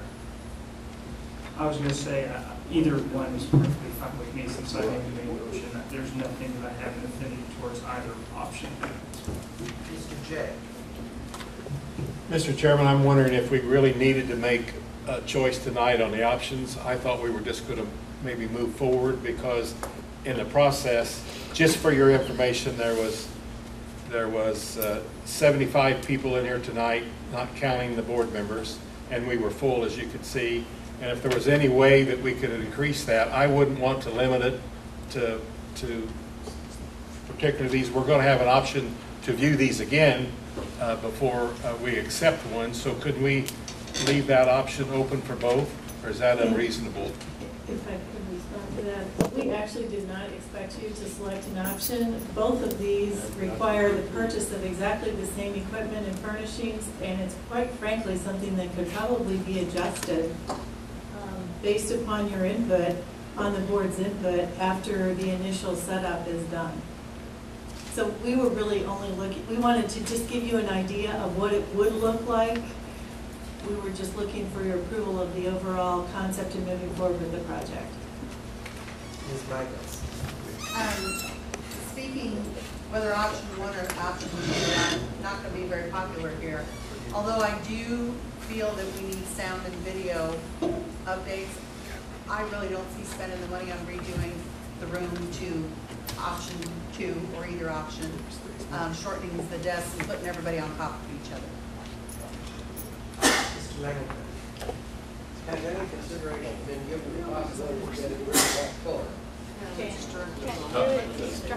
I realize it's holding the roof up. Hold that beam up, Bubba. Ms. Burks. With regard to option 2, you now have 10 people in a row. If you remember when everyone was here tonight, that would be Durrell on one and the gentleman in the striped shirt. And if you remember, there's no way that people could have seen each other in that row. And you could say that that would be how well organized the board. It doesn't seem as though it will encourage communication. Mr. O'Connor. In the interest of fairness and accuracy, in the minutes on page 45, it should be stated that the boardroom sound system, which has been in use since 1996, has failed.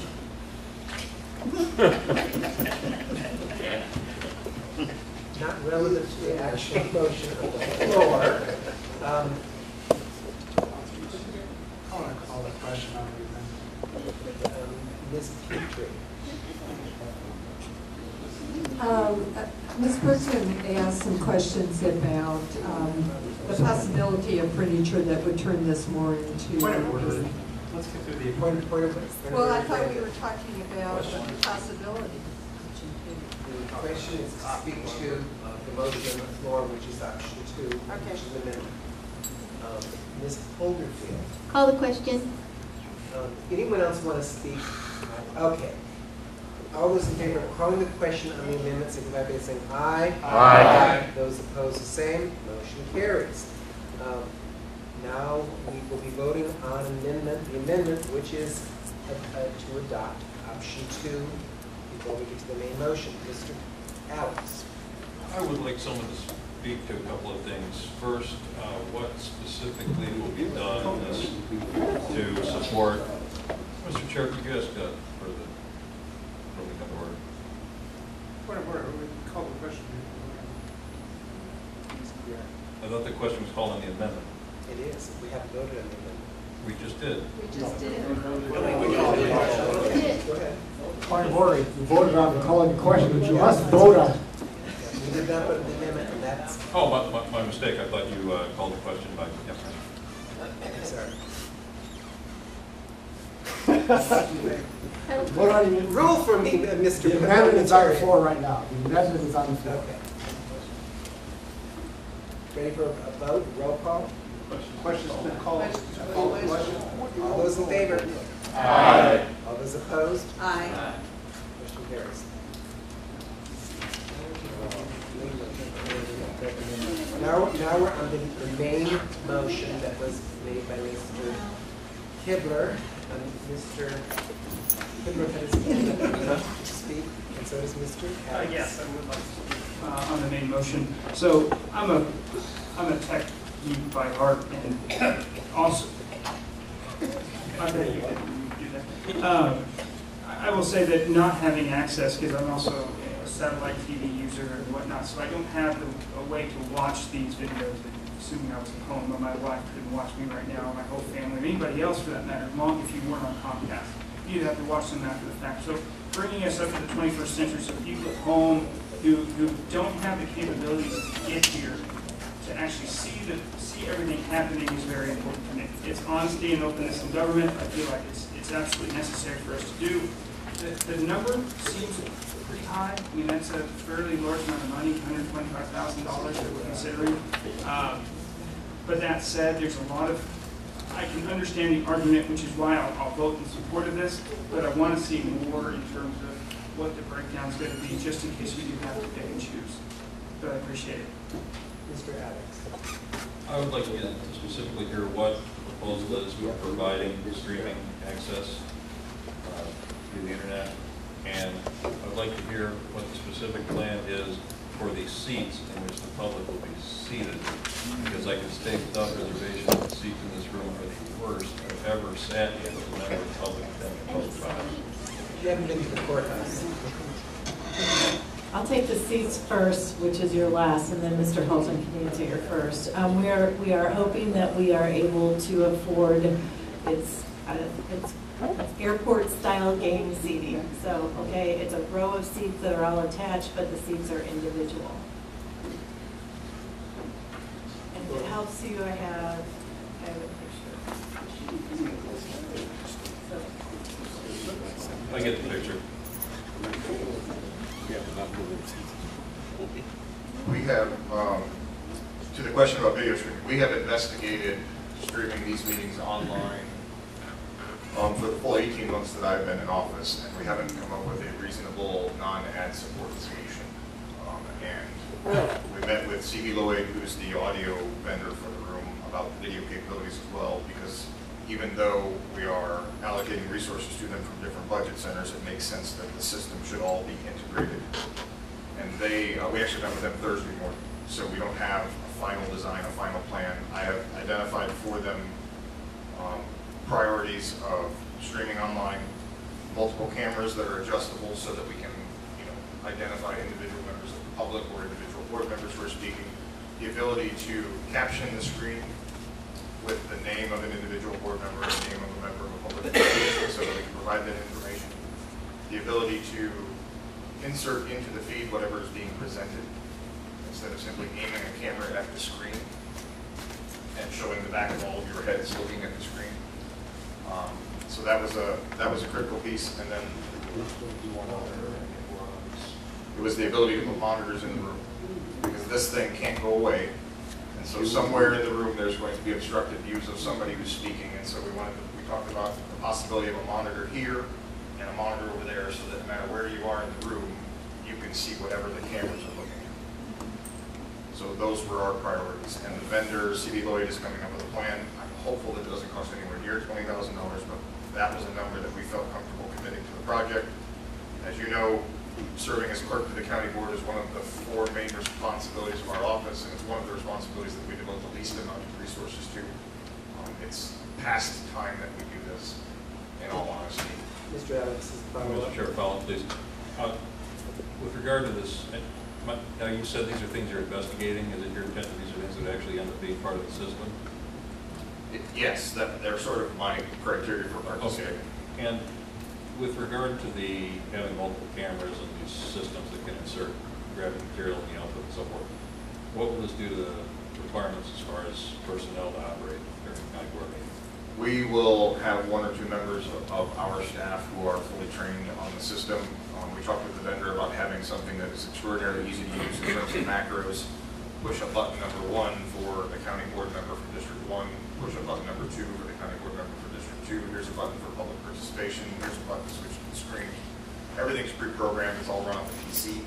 Do you think this is something that one person would not require one person to operate? Correct. We're talking about that little closet that's in the storeroom behind that wall. I don't know if any of you have ever been in that storeroom. The first time I looked at it was a couple of days ago. There's a little closet in there that's got a room for a desk and a PC, and a couple of monitors and a control board. Okay, thank you. Other questions of the motion? Mr. Schroeder? Yeah, thank you. I'm here, thanks. Nothing for you, please. I just want to say I think it's time to do something, obviously. We charge taxes for business. It's not fair that those who operate our recording devices and such to have substandard things, surplus World War II equipment. And the reason I pushed Mr. Kidler is because I'd like for us to have something to move forward with. I think we can probably tweak the option we chose, but I think we could sit here all night and try to redesign. I think if we're going to do this thing, let's put something out there. Like I said, we can tweak it. We have to. Let's put a design out there. Mr. James, did you have your hand up? No, but I would make a comment. Can you believe that? Could we also put in some nice light colors in here, pastel, for me to dream on? You're only here 2 years now. Always something interesting. Mr. Mitchell? Well, I'm guessing that this is a screen behind the center part of the U. I think if we could, the engineers and architects be able to figure out that we maybe have LCD screens that are placed strategically in the room, and maybe dispense with with an actual screen. That I think that's taking up a lot of space that in the room that we just don't need. I mean, and also I concur that when you look at white, I think if we had some soothing colors in there, I think it would be great. How about light blue? When you finally need a smaller desk, I mean, they're in different shades.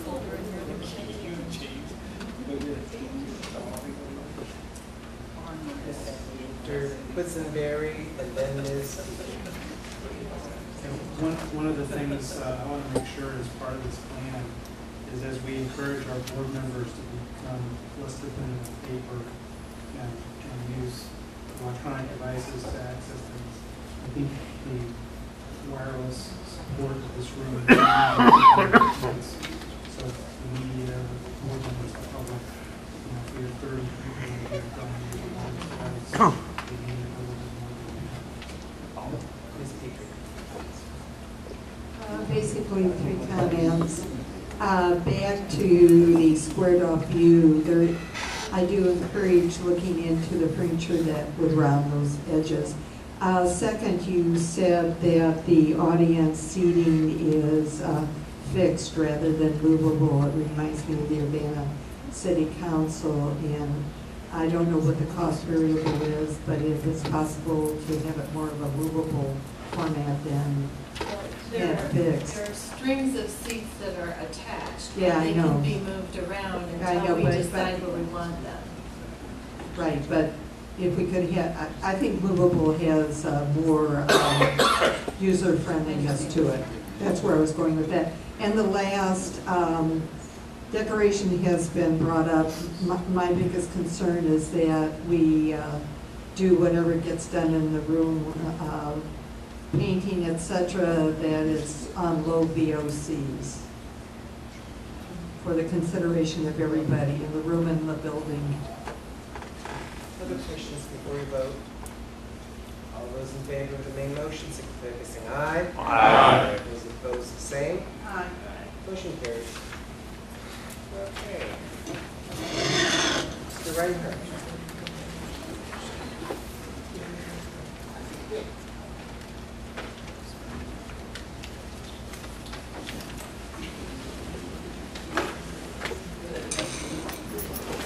As requested at the last meeting, I supplied a memorandum showing you, giving you some ideas, suggestions, starting on page 48 for some repairs to the downtown jail facility building. We took a look at the building integrity itself, identified 2 areas. I talked with the sheriff and his officers, we tried to determine what we could do, what else we could do inside the building to make it better for them and all the officers and employees. So, the first thing I'd like to recommend is that we have a limited roof maintenance and repair section.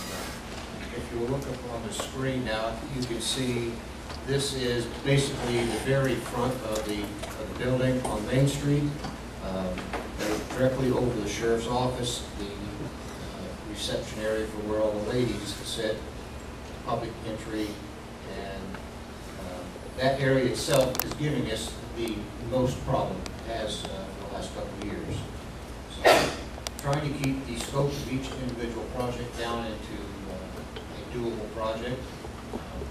This is a section that we need to relax the rubber. If you can go forward here for just a second.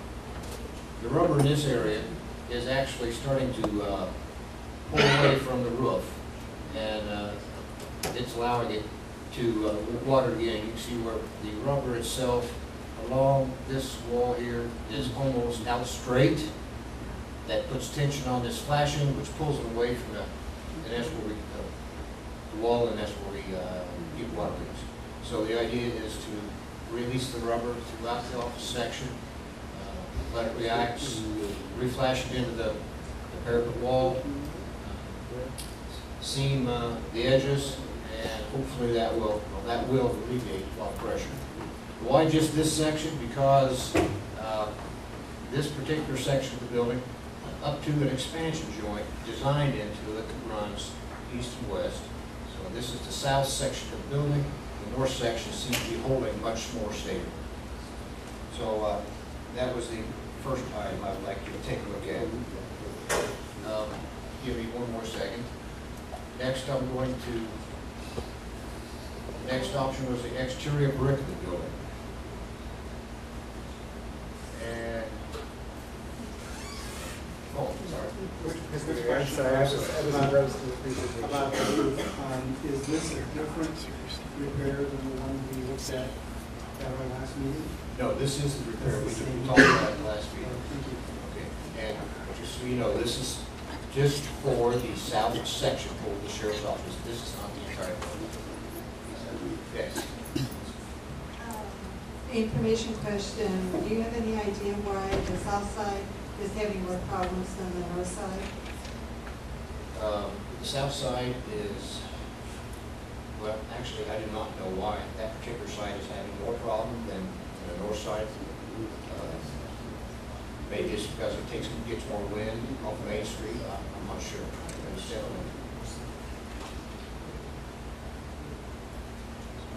Does this particular issue address more than just the water in the front? Because I know there are some other issues.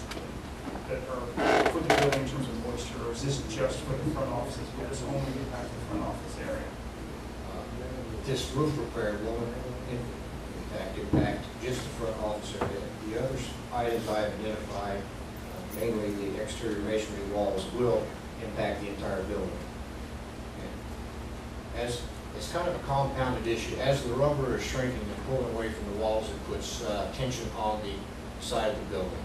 And the water infiltrates through the stone coping around the building into the brick veneer, and then in the wintertime it freezes, falls and breaks. So this is a section of the next item I'd like to recommend is exterior walls. We need some caulking, we need a limited amount of tuck pointing. Okay? This is a section showing a crack right here where the bricks have actually broken, and so this would be cut, solved, repaired. We've tried to identify, this is the stone coping, it goes all the way around the building. Every one of these joints is letting water into the building, which gets down behind the exterior brick. We looked at least 75 to probably 75% of these need to be recaulked, cut out, cut the old caulking out, recaulked, and put them back. You cannot tell from this photograph, but you can actually, I could see daylight right through this crack here, so the water is definitely getting into it. And this is typical for a building after 30 years, so it just needs to be taken care of. You can see stair stepping here in the brick. This is in the northeast corner of the building, a couple of locations. This crack is definitely taking moisture in. Yes. I was going to say, is that related to any kind of rust jacking with the window there, or is that specific to moving the walls? I believe that is specific to moving in the walls, complicated by the moisture coming in from on top. The northeast corner and the northwest corner are both showing signs of doing this. It's not bad at this point in time, where I don't believe the veneer is going to come off, but if we catch it now and take care of these cracks, it should be better.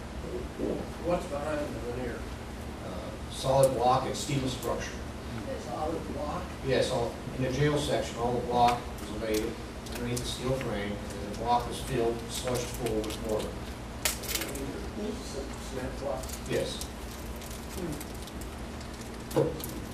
Not meaning to micromanage, but does that go all the way to the foundation of the building? No, these are up above the window level on the lower section. Do you know why it's moving? I do not, we have not investigated that yet at this time. Because, I mean, if you touch on it, that's the, It's possible. The main thing we need to do right now is to stop the water getting in, and every building expands and contracts, over time. And this particular building, like I said earlier, on the northwest and northeast corner, both of those sections have this stair stepping effect. That's it. More information questions. On both the roof and the exterior tuck pointing, based on what I think I understood you say, there has been no maintenance on either of those over the year since the building was built? That is not correct. There has not been any tuck pointing or weatherproofing done to the exterior of the brick. We have replaced the roof once, 1996, I believe it was. Thank you. Alan, maybe I missed saying something about the interior wall of that particular crack, so to speak. Is the interior wall showing the same stair stepping? No, it's not. Are the headers of those windows similar? Yes, we are.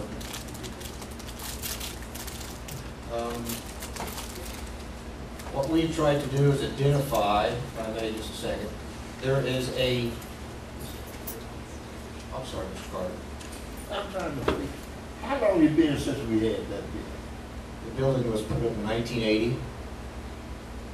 1980? 1980. That part? Yes. Is this the new part of the courthouse? No, this is the sheriff's office. sheriff's office and downtown jail. Okay. We looked at her, okay. I was fixing to say, man, that's the jail. Yes, this is the jail section. Okay. I'm sure. So what we're trying to address with the stone is the waterproofing and caulking is basically the top 3 feet. There's a weak line here, or the roof is right back here, so at this level, so we caulk and seal the stone on top, address the weak line, and everything else below it. 90% of everything else below it is still pretty solid, with the exception of the northwest and northeast corners. So that we will need some work with. Okay.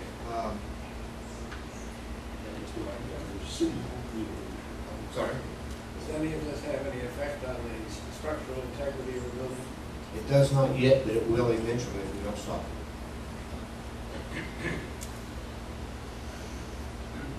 Okay, unfortunately, I did not bring any more photographs of the rest of the items, so I will, unless there's any more questions, I'll just go down the list.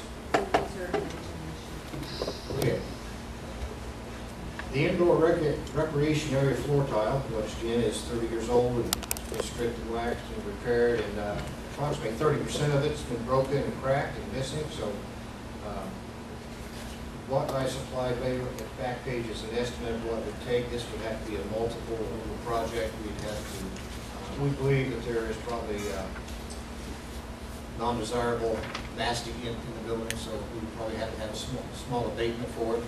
So we would have 2 separate projects there, abate the floor first, and then we would move floor tile back in, enhance that. We have talked in the past about we have obsolete locks that are in the main corridors. We identified 10 primary locks that need to be replaced, and we're suggesting that maybe we go ahead and get those now. We get a 15% discount, will save us a lot of money. Typically, they are $1,000 each. We buy a quantity of 10, we can get them for right at $850. So, and that's just, and there are 32 of those types of locks. We just identified the 10 major ones that are used every day. A suggestion to try to increase the natural lighting. I do have one more photo here I would like to show you. After the first jailbreak, when the building was put up, the sheriff at that time then immediately had solid plate steel put over the security glazed windows at the top of the cell blocks. You'll see the windows are 20 feet off the mezzanine, and after the steel plates were welded solid, someone made a decision to go back and have the physical plant drill holes in them. Okay, we barely meet the standards required for natural lighting.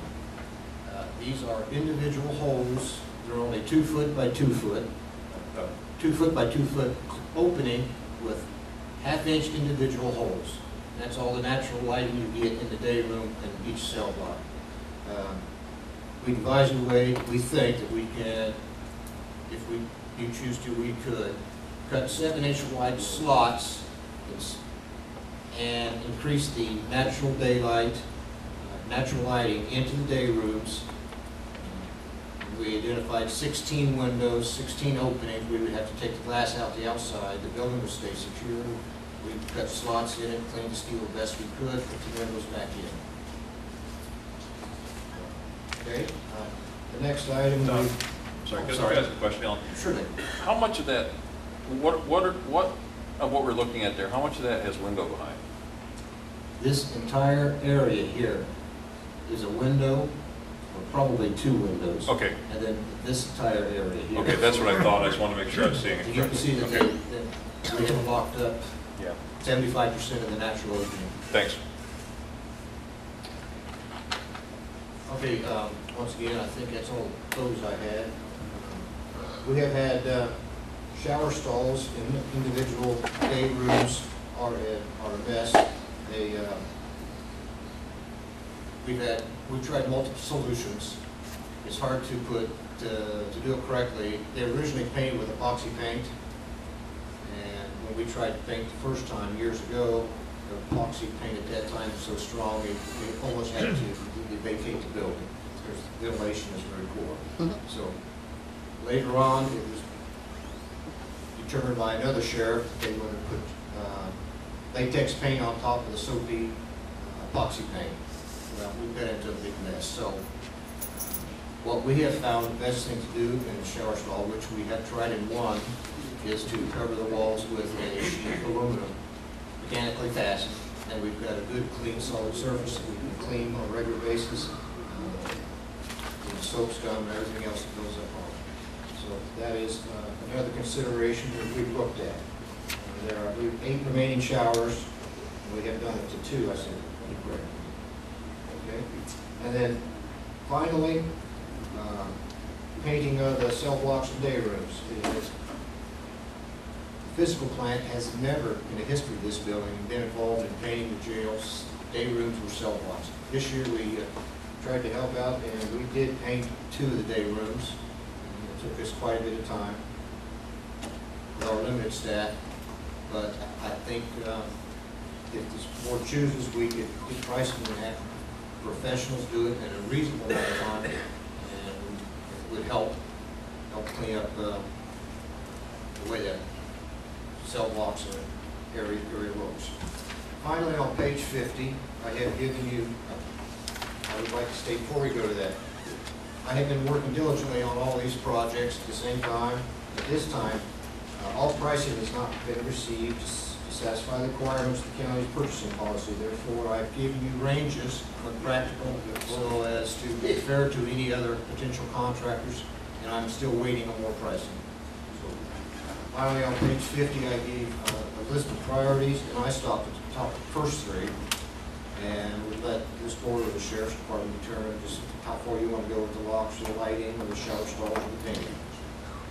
The value for the roof for just the front section is $20,000 to $25,000. It can be done within a 4-week period. The exterior wall masonry, taking care of the coping, minimal tuck pointage, we can have that completed in about approximately 3 weeks from $15,000 to $20,000. The indoor recreation area floor tile was estimated by talking to abatement contractors and floor tile suppliers, approximately $13,250. The replacement locks are received, natural price I received from the dealer, that are priced, and they are proprietary to match the existing door hardware. We cannot get a different model or brand to put in there without major welding and cutting and refitting. And that is about an $8,400 price tag for that. I did receive an estimate for the range for the natural lighting, and I did pick 16 windows. I had to have some numbers for them to work with. Well, do you want to do every piece of steel or what? So I picked 16 windows. I picked 7-inch slots to fit each area, and that's estimated to be $7,000 to $10,000. I have not had time to finish pricing and price quotes for installing the shower stall coverings. I have not yet at this time got a contractor price for cleaning and painting the day rooms or cells. And if that's what this board would like me to continue, I will continue down that road and keep working. I presume you and the sheriff have had some consultations regarding the priorities. Are you and sheriff in concurrence on 1, 2, and 3 as the order of priority? I did not consult with the sheriff about setting the priorities for this. I chose the priority of the roof and the exterior walls to stop the deterioration of the building.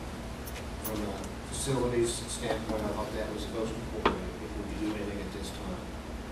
The rest of the options, including the floor tile, is strictly it's up to the sheriff and this board what they would like to find. I guess I'm going to the sheriff on this spot then. If I could just add one thing, the board has already approved the roof replacement, and the money has been appropriated for it in this year's budget. So that top item basically has already been approved. Again, sheriff, we have item 1, 2, 3, and then with various question marks. Your view in terms of are they in concurrence? 1 and 2, they certainly are, because of the water that comes in and the humidity problems, as well as the long-term structural damage that you're going to do. Item number 3 to me is not that critical. Depending on what you folks decide, we're going to be in that building for another 3 years or maybe a lot longer. The locks could be crucial. The shower stall coverings, I think that's something that's a little bit more important than the floor. So I would totally agree 1 and 2, and then as we get farther, I would kind of disagree. Painting, I don't want to talk too long, but it makes quite a difference. Alan's guys painted day rooms, and it looks so much better than it did before.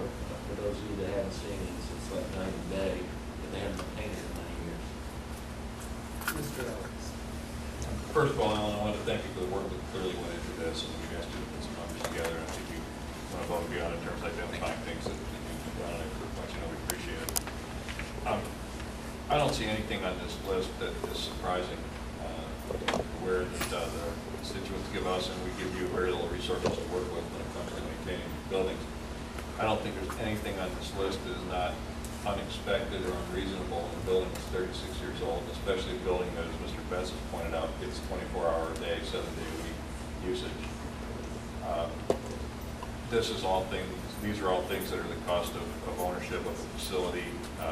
We absolutely need to make sure that our facilities continue to be safe and protected against the weather, and that we don't do further damage by delaying necessary maintenance. I don't see anything on this list that I think is inappropriate. And speaking for myself, I would like to see us proceed with these as soon as possible.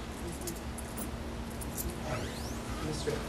Ellis, I hear what you're saying. You don't have financials on the last 2 items. Do we need a motion to forward so this will go budget committee?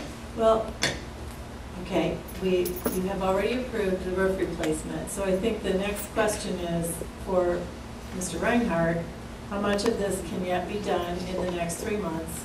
Because really, we start a new fiscal year on December 1st. When I take out the first item, the balance of these items that you have costs for is $51,000. At this point, there is $150,000 left in the capital asset facilities fund that has not been appropriated, and so the board could easily direct that the balance of the expenses for projects to be completed at the Downtown Correctional Center in fiscal year 2013 be appropriated from those funds that are in reserve for facilities capital projects. Okay. Yeah. Someone making a motion? I will make the motion. State it. That we take the remaining money that we have available to finish the projects within this fiscal year for the jail. Second. There's a motion on the floor with a second. Discussion on the motion. Mr. Schroeder. Thank you. Yeah, when we take that 50,000 out of 150,000, what are we putting back in it every year of our budget? Are we putting something in it every year? No. That is money that is in reserves in facilities that was not used 2 years ago and remains there, but no, there is very little from the budget presentations last week going into the capital fund for next year for future projects. Mr. Kerr. Are these prime contractor bids or just our estimate? These are not bid documents. We are getting individual prices from contractors. So they're price quotes and estimates at this time. So these just estimates from? That is correct. Ms. Petrie. This question is for Ms. Busey. Why did you recommend that fund over public safety monies to do this? Well, you could certainly appropriate it from public safety monies as well. We have not historically paid for facilities costs. We've paid for utilities costs, but not facilities maintenance or improvement costs from public safety sales tax fund. And the facilities budget within the within the capital asset replacement fund is and has been used for that. Okay, and then can I tack on, even though it's the next topic, paying for the compressor in the courthouse. Will this come, is your recommendation out of the same fund, or would it be out of public safety? No, my recommendation for that project actually is option 2, which would be to use the courthouse construction funds that are available in that fund to be used on the courthouse. Mr. McGinty. Thank you. Mr. Mitchell. This is a quick point of clarification regarding the motion. Is the motion to take that 51,000 plus to be determined items, so up to the entire balance of what you talked about, Deb? I want to make sure we understand what the motion is, because I do not. Ms. Michaels. I thought I said 50. Is that what I said, the 50,000? It was remade, okay. I'm sorry, but I believe that's what I said. And I have just one point of clarification on the motion too. Was your motion to appropriate it in this fiscal year 12 budget? Yes. And To my finish as concern much is as we that can. I'm not sure all this work can be done in fiscal year 12. But we could bring the budget amendment, and whatever isn't done at the end, we could bring back to you as another budget amendment in 2013 to re-encumber the funds. Is that the goal? I just want to be clear. Yes. Okay. Mr. Mitchell. You know, when we talk about that fund, there should be an opportunity to kind of look down the road and have some rainy day fund for, and also just a maintenance that's ongoing, as opposed to being more reactionary. These, the road to the tough point, it looks like it's really gone longer than it really should have been addressed. So if we had money available, I think we should really be looking future so that we don't have to have them flow with the cash flow. I think this might be the rainy day right now. Yeah. We've got roughly rains. It's a rainy day. Mr. Harris. Now, I would like you to follow up on these items for which you don't yet have costs. And I understand that them saying it's probably not likely that we'd be able to complete all these in this year if we did have the money. But we want to make sure that these all get done eventually. So whatever we need to do to get budget requests made for these, so that are as part of the budget cycle, we don't think we can get through this year. I'd like to see what happens. I think that would be great. Further discussion? First I'm asking, I want to get a clarification on the floor tile, even though the sheriff has put it down in the priorities. Is that appropriate at this point, or should I ask it later? Ask it. Thank you. On the abatement that you mentioned that might be necessary, can that be circumvented if they use click flooring that has a tile surface, and that might lower the price? That is a possibility, but I'm not sure if that product would be properly used inside a jail. That we have to look and see how it's. Okay, it is concrete floor, right? That is correct. Okay. Further discussion? All those in favor of the motion signify by saying aye. Aye. Those opposed, the same. Motion carries. Okay, the air conditioning issue. After we had such a lovely hot summer, at the end of July, we had a failure in the courthouse on the one stage, one circuit, against about a 12-year-old courthouse air conditioning system. I received 3 price quotes from factory trained and factory experienced firms that are known to work on our particular brand style. It is a microprocess controlled air conditioning unit, so just every Joe Blow on the street is not qualified to work on it. The 3 firms were Huntsicker Services, Intech Services, and Reliable Mechanical. They also supplied me with a price code for replacing the compressor that failed. Typically, you're in a failure, you know if it's either an electrical failure or a mechanical failure. A mechanical failure, you don't have to worry about having acid in your oil, which is none. We know that this was an electrical failure, but we have not been able to get the oil out of the system, have it tested to know if it needs to be flushed. I would recommend that, to be on the safe side, we accept the low proposal for reliable mechanical, and they offer additional cost of $4,000 to flush and clean the system so that the new compressor has every chance possible to live its normal lifespan. Chair would entertain a motion. So moved. So moved, and I would I move with option 2 as the primary. Why don't we separate those? Go ahead. State your motions. I move we proceed with repair using a little bit of reliable, including the $4,000 to flush the system, and we fund it by going through the courthouse construction fund as suggested by Ms. Busey and option 2. Is there a second? Seconded by Ms. Cohen. Discussion. Ms. Peter. First question is, what type of warranty will come with this work? Excuse me? With this work, this repair work? There will be a full 1-year warranty on the compressor. We can investigate purchasing an extended warranty. Even with extended warranties, typically the air conditioners last until the extended warranties up before they break. Right. That's typical for ours. Okay. Well, that's what I was betting with myself, it'd be a 1-year warranty. This leads to my second question. If it's a 1-year warranty, is it in the best interest of the county in relationship to such a warranty not to do this work until, say, next March?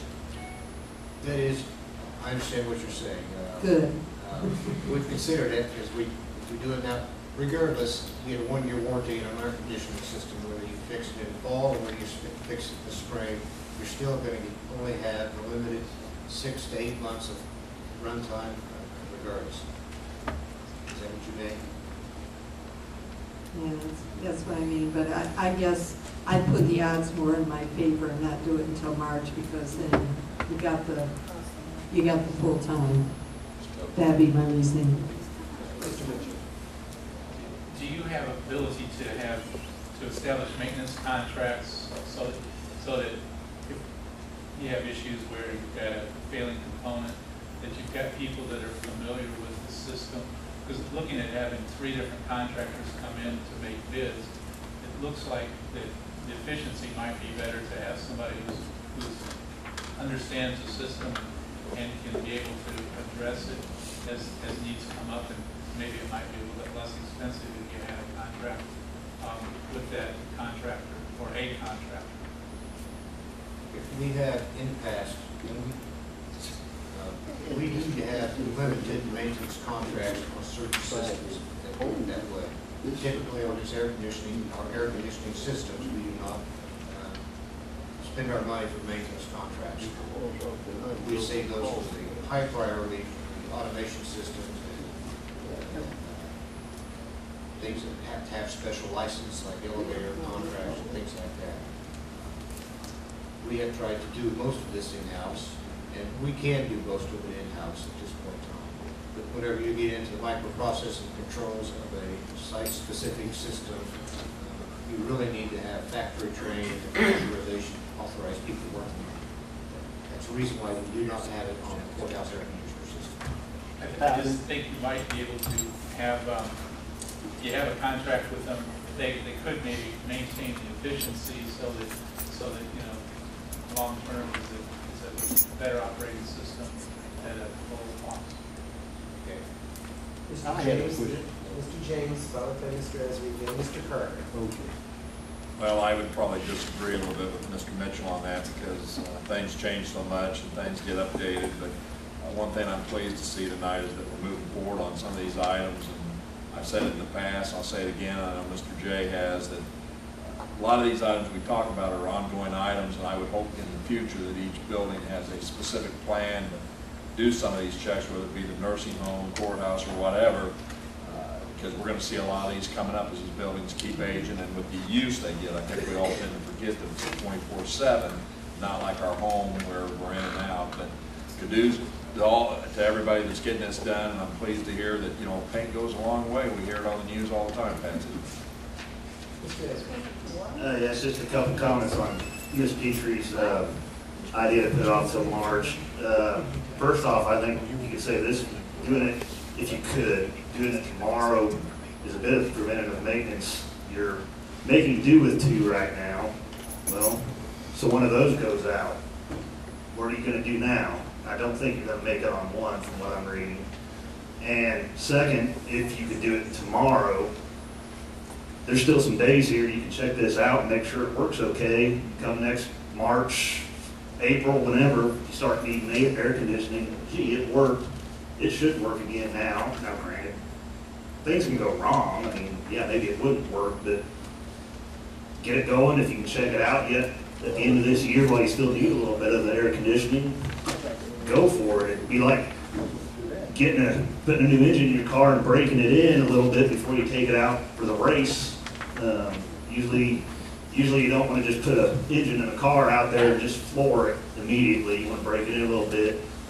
I think that would apply here, my thinking. So I would not want to put it off. Thank you. Mr. Carter. I found it, but I was kind of leery about the unknown part of it. The only unknown part of this is whether there's acid left inside the system.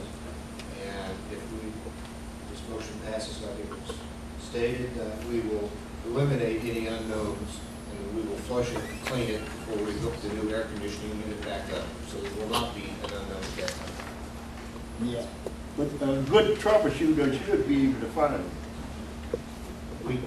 We will test it for sure, to make sure, but we did not want to open the system up and shut down the whole unit at this time. So that's the only reason why we don't know for sure whether it needs flushing. Yeah, I'm just saying, you know, we kind of got, I don't know, I don't understand a lot of this. That bill, to me, the system showed it lasted in the first place. That's what bothers me. When it was first put in there, it looked like to me either it was too small or something that caused that failure. And anybody knows not the troubleshoot can find it. I know that. Just wanted to make sure you're saying if this is passed, you want to basically write up the full work get going on this immediately, and you think this can be fully done in fiscal 2012? Absolutely. Further discussion? All those in favor of the motion, signify by saying aye. Aye. Those opposed, the same. Motion carries. We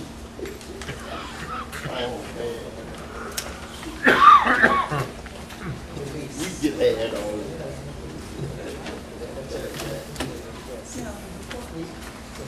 We have a lease agreement between the County of Champaign and the Regional Planning Commission. Folks should have it on their desk. The chairman will need a motion. Approval. Moved by Mr. McGinty, seconded by Mr. Weigel. Discussion. Mr. Adams. What's the space for? RPC is outgrowing their current space, and they're going to move Head Start operations into this space.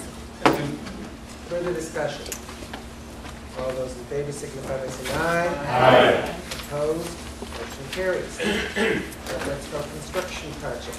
If anyone noticed when they drove in tonight, you see that at least before this weekend rain, all final grading, seeding, and fertilizing was all completed for the project. It looks like they had to come back and do a little more after this monsoons came through this weekend, but we are just about ready to close this project out. There were not any payments made this month to either the contractor or the engineering firm. We expect final pay application across construction within the next month, and the same thing for First Clancy at that time. We'll be ready to finish our storm sewer improvement project. Any questions? Place on file? There's a motion by Quisenberry, seconded by Michaels. Sure. To place it on file. Discussion. Aye. All those in favor? Aye. Those against? Okay. Physical plant monthly reports, anything special or unique that you would like to highlight? You'll notice that all you have is the electric and gas report. There's nothing unique or special on either one of those. The other typical reports are reports Renee creates off of information supplied by the auditor's office that was not available for you at this time. So that's all we have tonight. Ms. Michaels? I noticed the electrical report was missing some of the offices. Is that something that's coming pretty soon? Yes, that is correct. Okay, thanks. Chair, would entertain a motion to receive and place on file. So moved. Moved by Mr. Kurtz, seconded by Ms. Michaels. Discussion. All those in favor signify by saying aye. Aye. Those opposed, the same. Motion carries. Chair's report, very simply, I have no report. Other business, any other business? Let's go home. I know we all want to go home. Designation of items to be placed on consent agenda. Which one is? B, excuse me. Beyond that. With that, Let's adjourn, go ahead and adjourn the meeting, please. we adjourn or do we? We're adjourned. You have a chair.